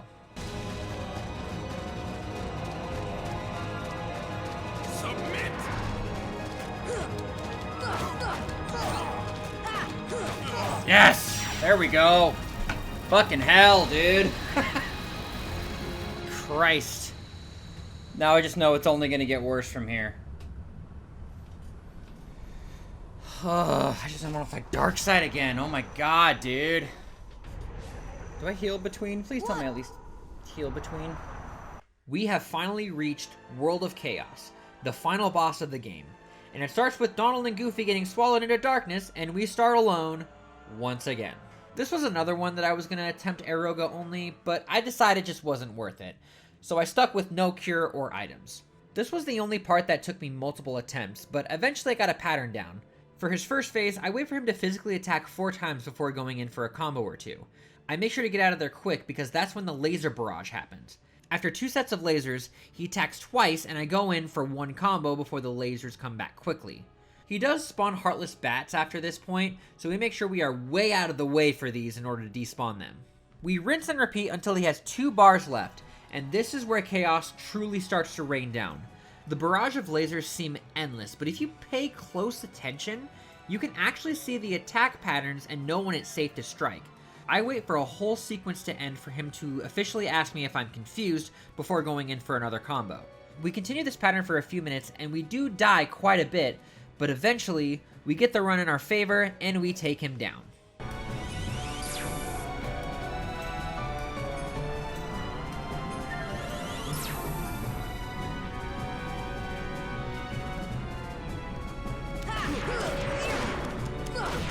There we go. Okay, first phase done. First phase done. First phase done. I think next is the shadows that I have to fight alone, unfortunately. They don't have anything that I can reflect. Let's go. First phase done. All right. Okay, that was one of the biggest hurdles. That was one of the biggest hurdles. We then go into a room with a bunch of shadows, which we need to take out by hand. Part of me wished I had Aeroga for this fight, so I could take him down that way, but honestly, after this whole time, I feel like I've earned this. So, unfortunately, this is another quote-unquote challenge fail, but it's to continue the story, so whatever. We destroy the core and move on to the geysers. I tried to get into a position where I could take them down with returnable attacks, but I couldn't get grounded enough to guard them because I continuously got pushed away by Ansem's fucking giant guardian thing, and trying to hit the lasers with normal attacks just didn't prove viable. This was the last solo part anyway, so I just took them down normally. We rush into another corridor where Goofy finally joins us with a bunch of dark balls. I graciously step aside while he tornadoes his way to victory. Then he goes in to destroy the core, which is also a special enemy, so I did have to deal the final blow there. We then get to the ship dick, which was dubbed by everyone else, don't ask. It has a lot of lightning attacks to which I'm very able to dodge while Goofy proves that his dick is bigger. He goes down within less than a minute. I think we made Goof too powerful. We reach another corridor where we finally meet the Duck, where they take on a group of Invisibles. This takes a little bit longer, but they do go down and we destroy this core as well. When we leave, the core of the ship finally opens, of which Goofy makes very quick work of, and it goes down within a few minutes. And now, Ansem finally comes out of his hole, and Goofy has had enough of his shit. Ansem might be big, but Goofy is clearly bigger.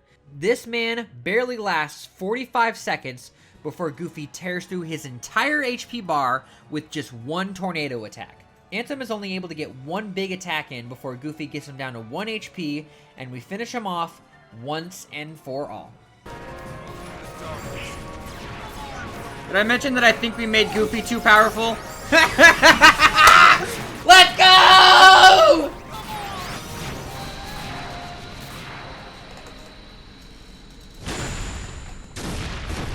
Ladies and gentlemen, as long as you count the exception of 1 or 2 fights that I have to beat normally, and the fact that Sora has to get the final hit on all the bosses, it is possible to beat Kingdom Hearts 1 without Sora! Oh my god! Oh, that run was so much fun! That's right, ladies and gentlemen. As long as you're willing to accept that Sora needs to deal the final blow to bosses and special enemies, as well as there are a few solo fights that Sora does need to take on normally, it is possible to beat Kingdom Hearts 1 without Sora. I thought this challenge was going to be extremely boring and tedious, but this is probably one of my favorite challenges I have ever done for any video game. It taught me a lot more about how the AI works in this game and how I can utilize it to my advantage, and I know a lot more for my future playthroughs on how I can set up my team so that we can work better. It really did open my eyes how useful some of these party members are in their specific worlds, and especially how useful Donald and Goofy are in battle. Whereas a lot of people just cast them off to the side, they can almost solo this freaking game. I really do want someone to make a mod, by the way, where Donald and Goofy can make the final hit. That would be really cool. I would definitely get a PC for that. But some people think these guys are utterly useless. That is not the case at all. They can solo pretty much the entire game. Now, overall, this run wasn't overwhelmingly difficult, and that does kind of suck that it wasn't like super hard, but it was still really fun. And I'm really surprised that I came out on the other end of this challenge and just had so much fun in doing this specific strategy. Once again, it does suck that they cannot kill bosses by themselves, like Sora needs to deliver the final blow. But honestly, they can pretty much wipe out almost any boss besides that, so I don't want to hear any more lip about Donald and Goofy ever again. But we aren't done yet, are we? There's still quite a few things we have to do. We still have the synthesis list, Jiminy's journal, and 5 extra bosses to take on. There are a few bosses that I think we can take on with no issue, just need to work on some dodging, but we do need to make some preparations before we take these on. First off, we go and open up the last Yellow Trinity in Neverland. Now that we're past the main story, I'm a little bit more okay with the rewards we get in here. The reason why we skipped it earlier is because Aurora and Aroga return most returnable attacks, making Guard useless, but can also afflict damage upon contact with enemies. There's an argument that we can make stating that if Donald uses it on us, it's not our fault and should be allowed. However, I still see this as a contribution from Sora, and it was way too much of a gray area for me to ignore. But the bosses coming up barely have any returnable attacks besides the one that we have to fight alone, so I'm a lot more comfortable with using this now. But most importantly, we need these for the special Heartless fights. We touched on this a little bit earlier, but these special Heartless require specific methods to defeat. And Sora needs to deliver the final blow on some of these enemies in order to get those specific items. But now that we're going for completion, I want to see how many of these we can take down with as little effort as possible, mostly from coming from Donald and Goofy. Some of these enemies do require a little bit more effort from Sora in order to take down, such as using Aroga or Stop, or maybe using summons. Maybe that's also a very big gray area. But also going through all of them, there are some that Donald and Goofy cannot contribute to at all. And that's part that kind of sucks, but we're going to go through them one at a time, and we're going to start with the 2 that Donald and Goofy can't do anything for. The first one being the Black Ballad. In Deep Jungle, at the place where you take down Sabor, a black elemental Heartless appears on the stump in the middle of the room and splits into 5 copies. It's kind of like one of those cup switching mini games where you need to find the correct one. The real one will jump and scatter across the room. You'll need to hit the correct one 4 times in order to have a chance to get a Thunderstone. I had them prioritize physical attacks and tried using the lock-on triangle mechanic, but they can't seem to hit any of them, not even the fake ones. I tried using summons, specifically Mushu, to try and have it hit the correct one, but that also doesn't work. I even tried hitting it with Magic and Eroga, but once again, both were a no-go. These guys can only be hit with Sora's Keyblade, which really sucks, but whatever, I can't really do anything about it. I honestly see this as more of a mini-game than an enemy, honestly, even though you do get damaged if you're wrong, so I think it's alright, but it still kinda sucks. But the second one is the Grand Ghost, found in the same place that you fight Parasite Cage a second time in Monstro. The unique mechanic is that it takes a page from the Final Fantasy series and can only be damaged by healing items. Of course, if you do get hit a few times, it will disappear. I tried giving Donald and Goofy Mega items to see if it would also hit the Ghost, but that does not seem to work. There's also no way to command them to use items on an enemy, so unfortunately using the items boils down to Sora. You can get more items by hitting the Ghost physically, so Sora won't be doing that at least. It's also just technically breaking the bonus challenge of not using items mid-battle, but it also deals damage to an enemy, so it's kind of another gray area. The more items, or the more rare items you use, the better chance of getting a Frost Stone. To add more restrictions on this, I just had Sora use normal potions, just to make it a little bit more challenging, but it was easy either way. But moving on to the enemies we can do with minimal effort. I'm going to try to rank these from the least amount of effort to the most, starting with the Gigas Shadows. These things appear in the Bazaar Room in Wonderland. You look out for 3 rounds of normal shadows, and then the Gigas Shadows appear. The main gimmick with these ones is if they hit Sora, one will disappear, and the more you take out, the better chances you'll have of getting a Fury Stone. We set Donald and Goofy to their normal battle strategies and just dodge roll around the room. We wait for them to have 1 HP and try to trap them in the environment to take them out. Pretty self-explanatory, just time-consuming. I suppose you could also use Dumbo if you allowed summons, but for the sake of this run, he's not really necessary. The next one is the Pot Scorpion. At the palace gates, 12 pots will appear around the room, only 1 will house the scorpion. You can find it by running into the pot. If the pot doesn't move, that's the one that houses the scorpion, but you can break the ones around it to get a ton of money and a chance for a Mithril Stone. We did this before facing Ansem, but yes, this time, we will take on the scorpion. The main gimmick here is you can only attack them when you stun them by guarding their attack or using Eroga. Guard the attack for no damage and your party members will basically do all the work. Once again, if you have Eroga, it's basically just an auto blocker, but it's not really necessary. If Donald casts it on you, cool. This next one might require a little bit of work, and that is the Jet Balloon. This appears on the ship deck in Neverland. This one is a bit fast and tricky, and will definitely take a lot of work to take. Oh shit. Well, that was quick and easy. What the fuck was that? Holy fuck, that was quick. Okay, that works, I guess. I guess you can get him stuck, but let's look at an actual run. This thing is quick and will constantly fire his comrades at you and will cause you to drop a lot of money. I had the strategy of casting Eroga on the party to deflect his comrades to help Donald and Goofy get close, but once again, they handled it with no issue.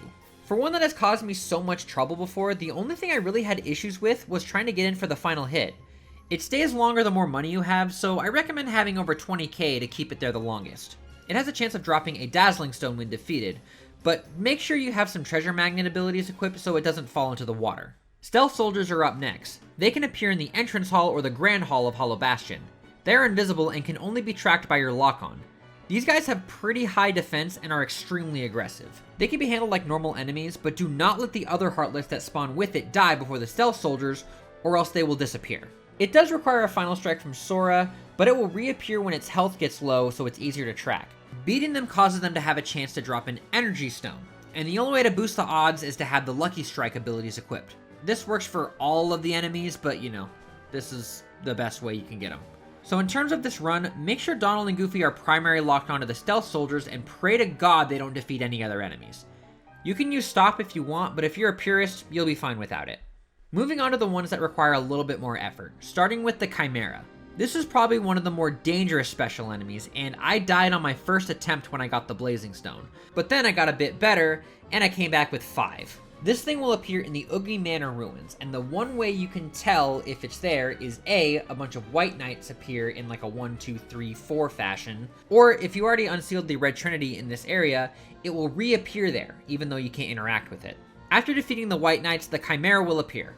It seemingly has a small HP bar, so we have Donald and Goofy handle it as usual, and Sora delivers the final blow. When it does run out of HP, it will stagger, and a series of colored heads will pop out of the thing with a bigger HP bar. You need to deflect these things back at them in order to deplete the HP bar. We can't guard these, but we can swing at them. There is a better way to handle this, however, and that is with Eroga, which seemingly deflects these things no problem. So, if you want to do this in the purest of ways, set Donald's AI to prioritize defensive magic, so he has a chance to cast Eroga on him and Goofy, then hope RNG can take over. For my run, I decided to just cast Eroga on Donald and Goofy so that I don't deflect them back because I'm impatient. The more heads you deflect back, the better chance you have of getting a Blazing Stone. Luckily, between head deflections, it will spawn a bunch of gargoyles that will drop MP orbs for you and Donald to acquire. Sora does need to have the final deflection to take the Chimera out, but you can easily get Blazing Stones without beating the thing. But we have a 100% completion to do, so we do take it out once. But I got 5 of them in one run, so I think I'll be okay. Neo Shadows are next, and this one relied heavily on the Eroga strategy, but I'm leaving it to Donald this time, so technically there's less effort, but Sora needs to hit more things. A group of 7 Neo Shadows will appear in the room before the final rest in the end of the world. At first they will attack you like normal, and Donald and Goofy will basically need to get their HP down to 1 and Sora delivers the final hit, or run into it with Eroga if Donald has it active. I try to prioritize defensive magic for the Eroga strategy, and mostly have Donald use offensive magic. Unfortunately, the Neo Shadows do fully heal when one goes down, so we can't use the same strategy as the Giga Shadows. Once it gets down to 4, they will randomly appear around the room and spin attack you, and you have a small window of opportunity to deal some damage. Donald and Goofy just basically have to guess at this point. Once you take 2 more down, one will constantly attack you while the other one tries to grab you. Same strategy as before, except jump around to avoid the grab. Once it is down to 1, it needs to be killed quickly or else the entire fight starts all over again. We chase it down and pray to God that Donald has Eroga on us while they finish the fight, and we finish it off and get a Stormy Stone. Or at least a chance to have a Stormy Stone. By far, the most chaotic, and I had to rely on a lot of ethers. The next one is a bit tricky. The Sniper Wilds in District 2 of Traverse Town. These monkeys will look around for you, and if it spots you, it will summon all of its brethren to basically snipe you out of existence. To get a Power Stone, or at least a chance to get a Power Stone, you will need to successfully take out 6 of these guys without setting off the alarm. Let me tell you, doing this normally is easier said than done. People have come up with strategies like using the stop spell or summons, however, we want to try to do this without those strategies. The best thing I was able to do is corner them and have Donald and Goofy go ham. But after the 1 goes down, 2 spawn, then 3, then the cycle repeats. So doing this will take some work, but I just can't seem to pull it off. The reason why this is so further down on the list is because I honestly feel like the stop spell is the best strategy for this run. I mean, you can attempt this without it, but it will have an iffy success rate. I haven't been able to get a single Power Stone yet, so we're going to save this for later. The last one is the pink Agricus. Agricus? I think that's how you say it. And this one, no matter what, does require Sora. We actually have no choice because there is a huge drawback, but I still want to see how much effort I actually need to put into it in order to pull it off. In both Atlantica and Deep Jungle, 3 white mushrooms will appear frozen in place. Sora needs to cast Stop on all 3 of them, and then the pink Agaricus, well, I'm just going to say Agaricus, will appear. The main goal is to cast Stop on them and get as many hits as possible on them before the spell wears off. The drawback is that every hit that Donald and Goofy deals counts against the total hits, so we need a new strategy. Now that we have Eroga, I feel like we have a strategy that actually could work. We position ourselves around the enemy enough for all 3 of our Erogas to hit. The more MP we have on us, the longer our Stop and Eroga will last. So we max out Sora's MP, we cast Stop and Eroga, and we just sit there. We need at least 40 hits to have a chance to get a Serenity Power. We sit there and we pray. Where we're at currently, I can only get up to 35 hits, so we're going to need to come back either when I have Stopga or when I have the Diamond Dust to increase my MP even more. But this means we need to move on to the super bosses, and we will come back for this later. Before we get into the super bosses, I want to talk about how I'm going to be grinding in this game before finding a boss. And we're going to be using a strategy called AFK grinding. We go into the Hades Cup and we put ourselves in the 20th seed that has the least amount of bosses. And literally, I just let it run with EXP boosting accessories. Donald will basically keep you alive, while Goofy just basically kills everything. And even if we die, we keep all the EXP. So any point of grinding, we will be using AFK grinding.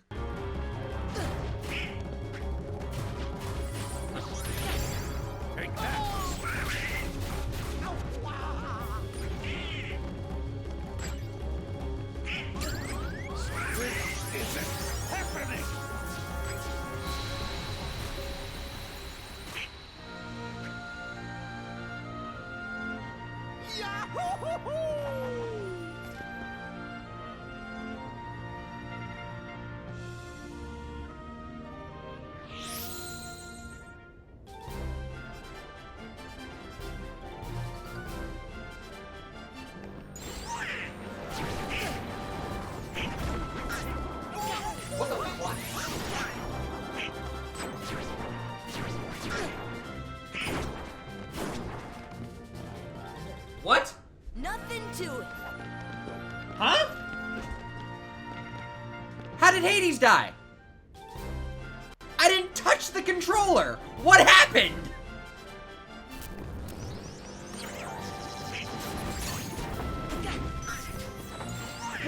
What happened? I didn't touch the controller! What happened?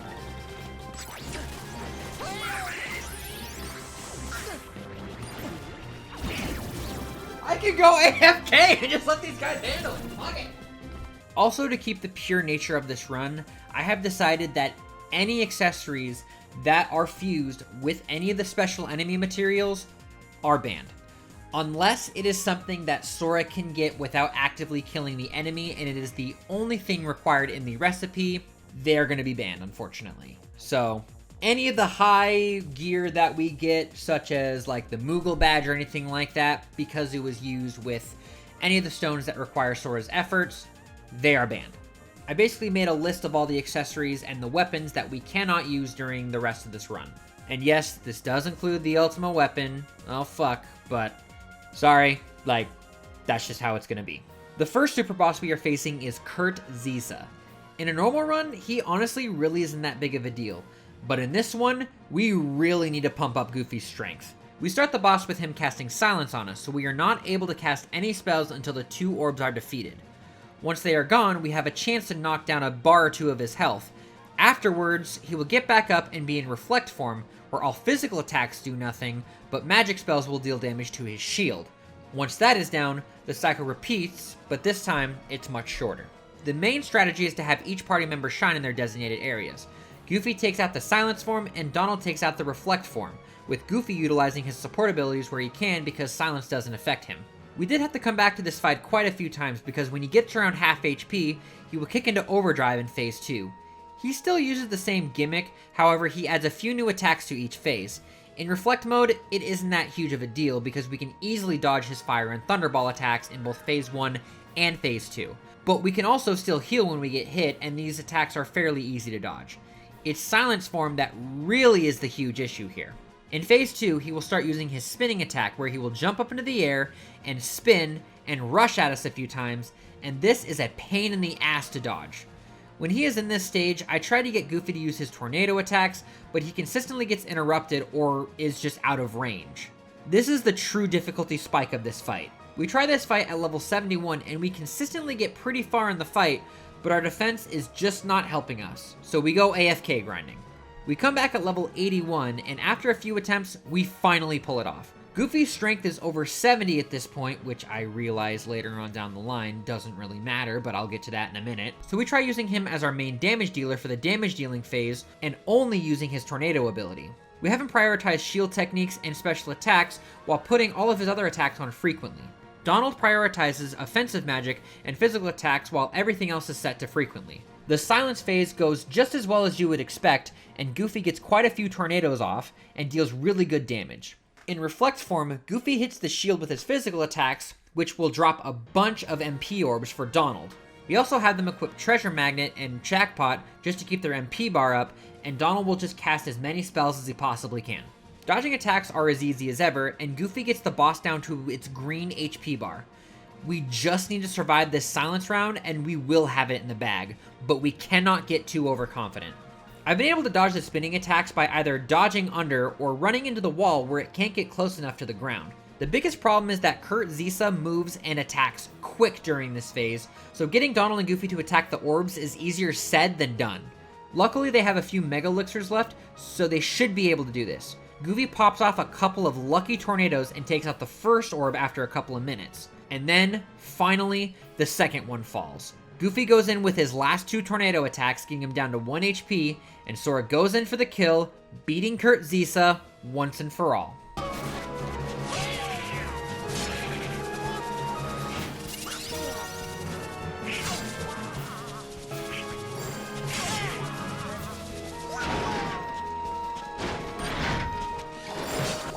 Yes, get him! Get him!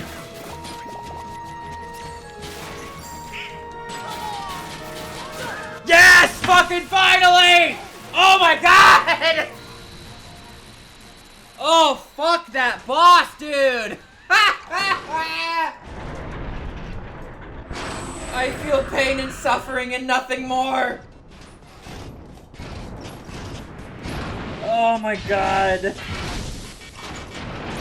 I hate that boss so much. Ugh. It's not supposed to be that hard.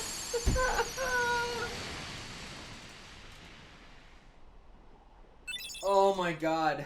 Fuck it, I did it. And Zenit sucking. Something I can't use.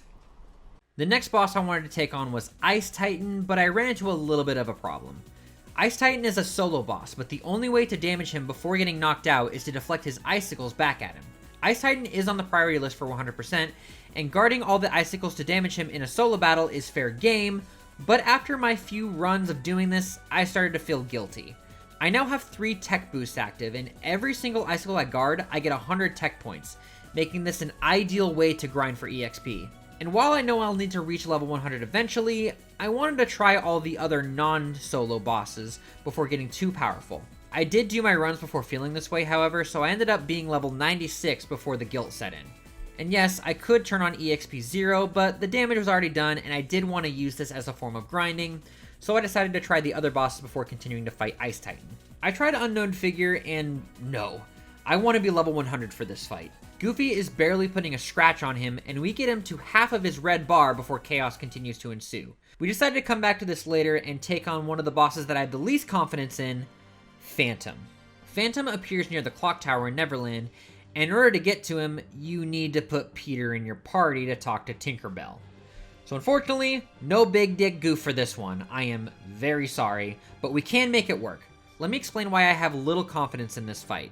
Phantom is a very gimmicky boss. The main way to deal damage to Phantom is to use the element based on the color of the orb near his crotch. Red is fire, blue is blizzard, yellow is thunder, and white is physical. Basically, I'm relying on RNG from Donald to use the correct elements when attacking, and hope Peter with his multiple critical plus abilities can do some good damage during the physical phases. The other part of this fight, unfortunately, is where Sora needs to put in a little bit more effort. At the start of the battle, Phantom will cast Doom on the clock tower that will consistently count down quickly.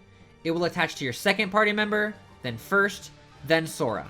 If the hands on the clock tower go all the way around, that party member will be permanently knocked out for the rest of the fight. The only way to slow down this process is to cast Stop on the clock hands. As far as my testing goes, this fight would be absolutely impossible without Sora being the one to cast Stop on the clock. Just like other environmental targets during a fight, party members can damage, but has no effect on the clock whatsoever. Doing some research into the fight, Donald can cast Stop on the clock, but doing some testing, it doesn't do anything. Even if I wanted to have Donald cast Stop on the clock, it won't help us in any way. So if we want to beat this boss, Sora needs to be the one to cast Stop on the clock. But I see this as interacting with the environment anyways, and it doesn't deal any damage and is kind of the same thing as guarding an attack, so I think this is fully legal. Now this fight takes me quite a few attempts, and we do soon have problems arise. There's no guarantee that Donald will cast the correct spells, so you just have to let RNG take the wheel. The biggest issue, however, that we see arise is Thunder. Donald just refuses to cast Thunder.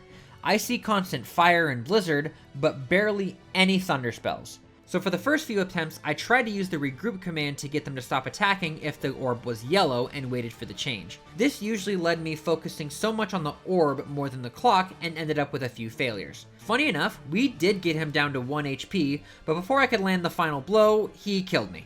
I was also having issues with guarding because it would be very frequent for him to dash forward and there not being enough time for me to get out of the way. So I definitely need to come up with a new strategy. That's when I remembered something. I can land on the inside of the clock tower and the Phantom is too big to get in. Then I made another discovery. Donald casts Thunder more frequently when I'm inside the clock tower. My first thought is this has something to do with being grounded, so I try working this into my strategy. But continuing to duck in here made me completely forget about the clock tower, so I did have to reset. Then I discovered something else. It's not about being grounded, it's the fact that Donald is underneath the Phantom that causes him to use Thunder. Now this I can definitely work with. Putting all this information that I have together, this is how we pull this fight off. We start the battle with Donald and Peter being stuffed with elixirs, 3 mega elixirs, and ethers to keep them up on MP. Donald has 15 MP and Sora has 13, and we buff Peter's strength and defense. We cast Stop on the clock, and we keep up with it every single time Phantom casts his Dark Ball attack. We let Donald and Peter do their thing while I try as hard as I can to avoid the Phantom. We pray that RNG is on our side when Donald has to cast magic, and Peter can get to it in time for a physical attack. If we see Thunder, we can either dive bomb and hope to God Donald can cast Thunder, or we hide in the clock tower, whichever is easier. Luckily, Donald and Peter actually spread their mega elixirs out pretty well during this run, but when they run out and he is down to green, we need to be extra cautious. All Donald can do when he runs out of MP is physically attack, so we utilize our MP to the best of our abilities to keep the clock tower stopped. Luckily, they are able to get lucky with the physical attacks, and if we get low on MP, we can get hit by the Phantom to get an MP bar back thanks to our MP rage. And we wait for Donald to heal us in the clock tower before getting smacked again for a second and stop the clock. It's a long and stressful process, but we finally get the Phantom down to 1 HP again. We go out to get another MP bar because Peter loves getting the physical attacks before we can. Donald heals us like the clutch duck that he is, and we finish off the Phantom with a Thunder spell.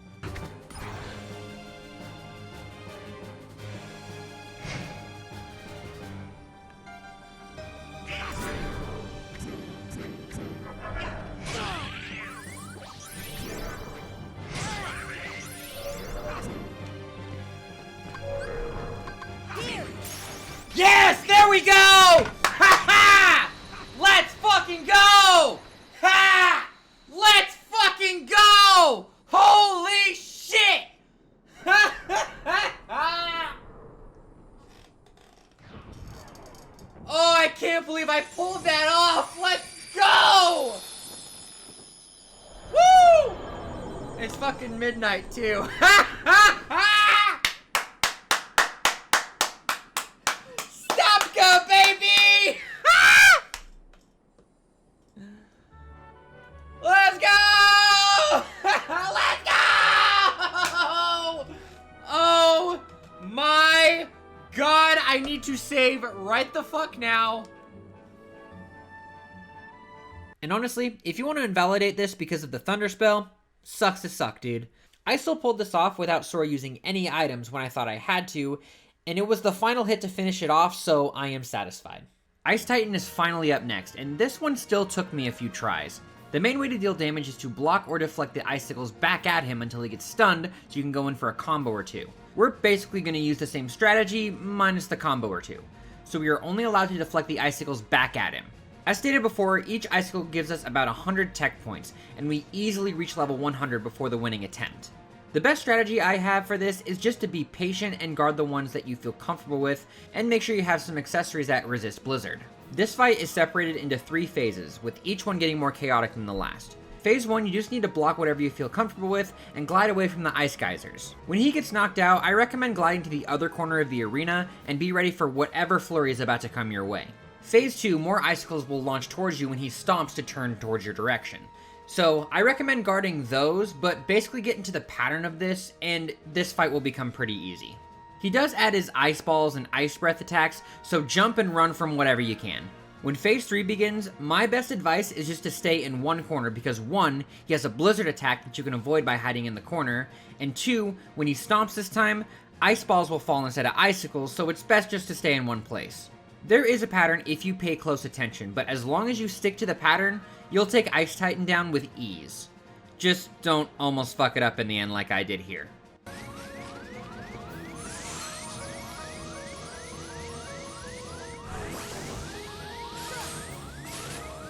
Let's go! Oh my god, that fucking took forever!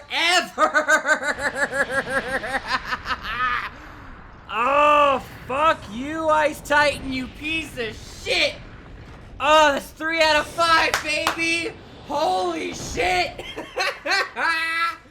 Oh my god! That's not even that hard of a boss, but without healing, it's a pain in the ass!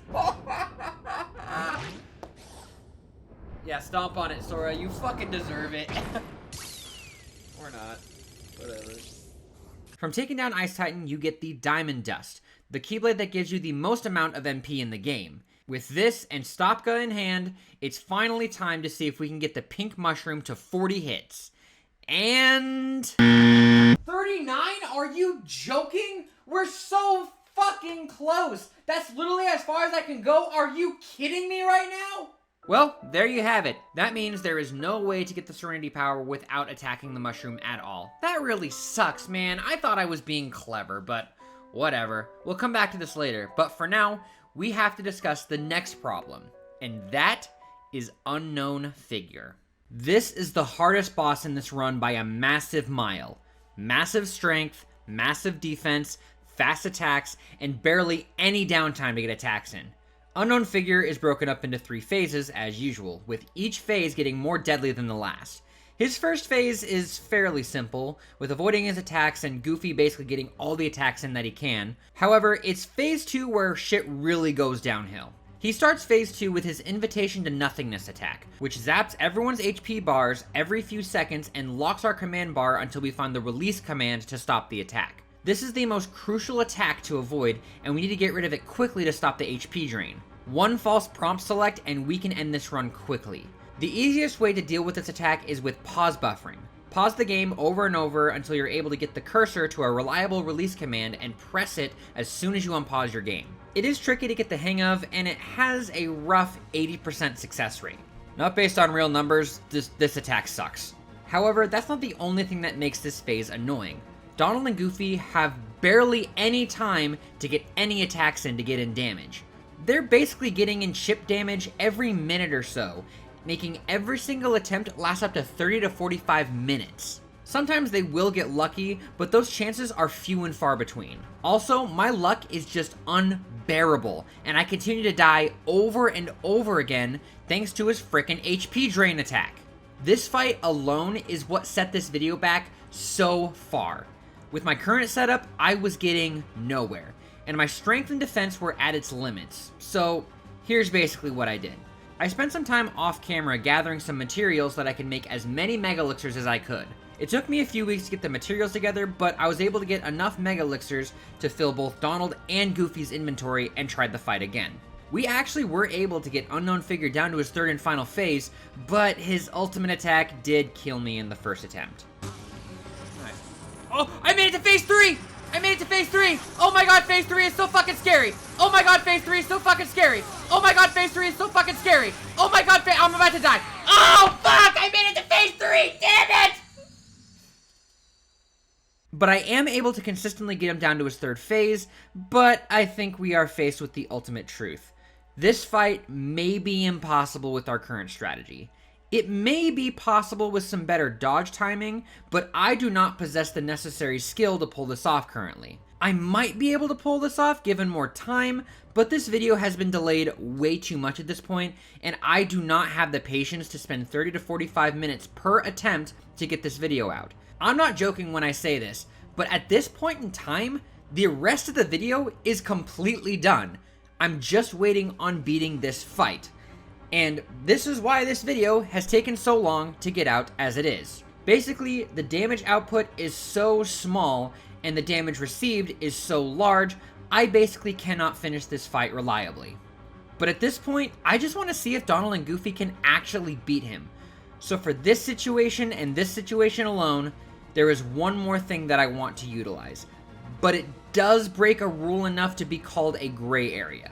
We are going to use a summon. Probably one of the best summons in the game.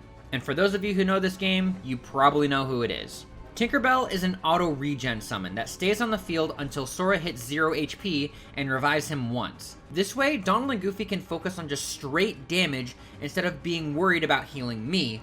And if I just so happen to run past them, they can also get healed a tiny bit. This isn't reliable to the point where it breaks the game, but we'll see how this goes. Now, I can see someone viewing this as cheesing him, and I feel bad for resorting to this too, considering Tinkerbell is probably one of the most useful summons in the game. However, I saw this as a better alternative than using Cure because all Sora is doing is just bringing another party member to the field. And let me just say, it still didn't make this easier, just more useful when I needed to survive his bigger attacks, and I still had many close calls. Without Tinkerbell, this is the lowest amount of HP he has gotten, and I really do feel like this is possible, but I just could not handle all the damage I was receiving, and my defenses were maxed out. So, here's what happened on the winning attempt. When the fight starts, we summon Tinkerbell. She immediately gets to work on keeping my HP up, while Donald and Goofy get to work. Phase 1 is pretty easy with the attacks to dodge and the multiple opportunity for Donald and Goofy to get hits in. Once the red bar is at half, Phase 2 kicks in and we will start with Invitation to Nothingness. You can dodge this attack, however, with a perfectly executed dodge roll. However, I can never get the exact timing down, so I basically just wing it as best I can. The best time Donald and Goof can get hits in is after his consecutive electric ball attacks or his shield if he doesn't rush you afterwards. Otherwise, it's basically just luck. I have Donald set to prioritizing advanced magic, specifically gravity, because that is the only magic that can damage unknown, and he is set for frequently for healing magic. Only special attack for Goofy is his tornado as per usual, and all of his attacks are set to consistently, while his MP and HP heals are set to frequently. Also, MP rage is vital for both party members. Phase 2 usually takes around like 20 to 30 minutes to get through, and we make sure that if we get hit by Invitation to Nothingness, we use pause buffering. Donald and Goofy cannot hit him while we are trapped, so we need to get this off as quickly as possible. We also try to trap him against the wall while he's shooting his lasers for another hitting opportunity. Once his yellow HP bar is at half, he will use his ultimate desperation move with a shield and a bunch of laser beams. Pause buffering for this is also extremely crucial, with a still somewhat iffy success rate. However, do not run away because he will rush you and down you like a wild animal. Stay in one place and run around the lasers as best you can. He does have a few new attacks up his sleeves, as well as using Invitation to Nothingness more often. So basically, you just need to feel out when to send Donald and Goofy after him. Both Tinkerbell and Donald will keep your HP up as best as they can. We once again had so many close calls, and we almost lost Tinkerbell a few times, but after over an hour, we finally take him down, along with my voice. Headphone warning. Oh! Oh my god. Oh my god! He's so close! Damn it! Fuck! Ah! I'm so losing my mind right now! Oh my god! Get him! Get him!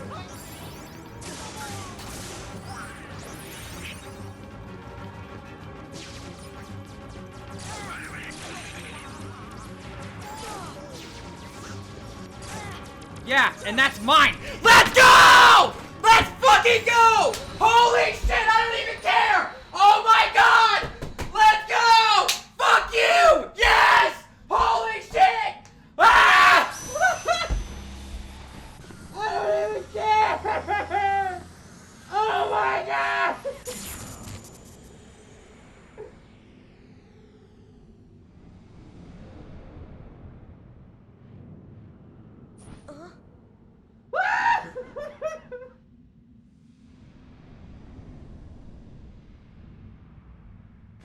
What are you talking about?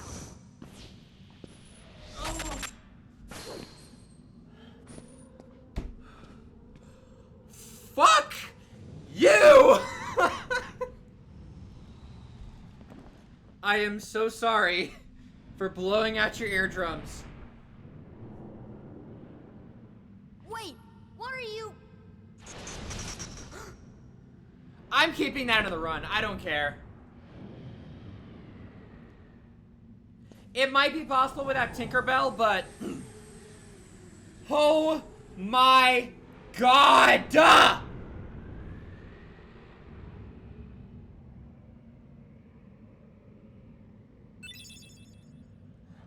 EXP necklace, something that I don't need.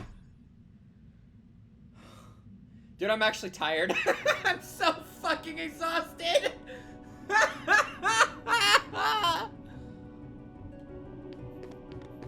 Oh my god. I have a save file before that. I'm putting that in the video. I don't care.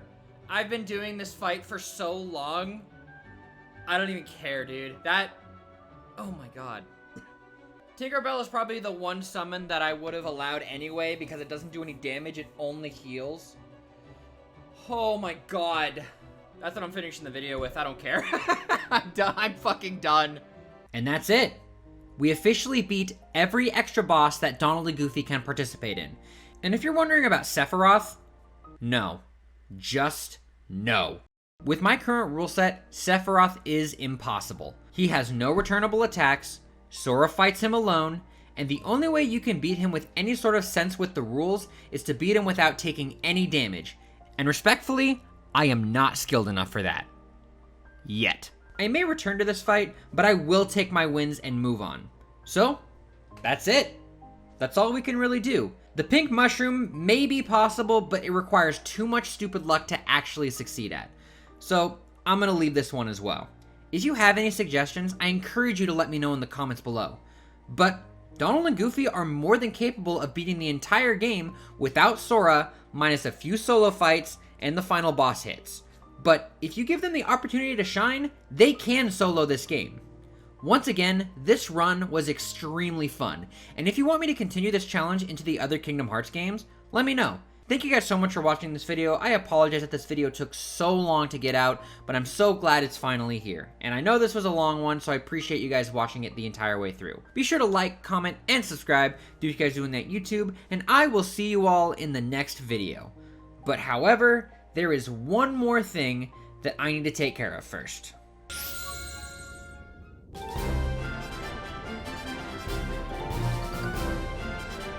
Just give up. Let's go!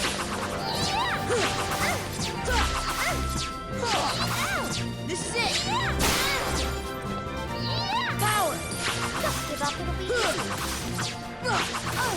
Come on! Take that! Take that!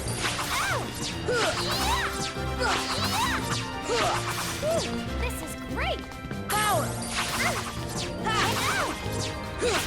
Gonna hurt! This is it! Power!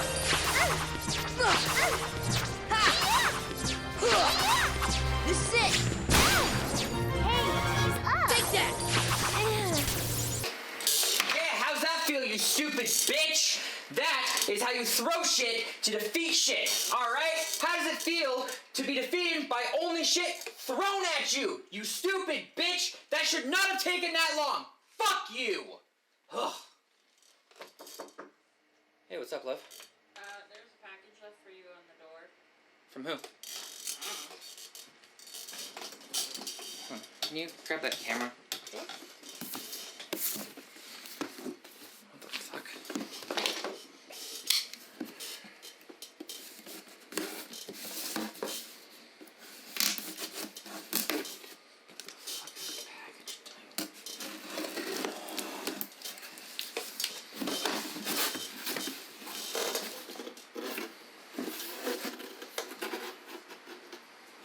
What the hell?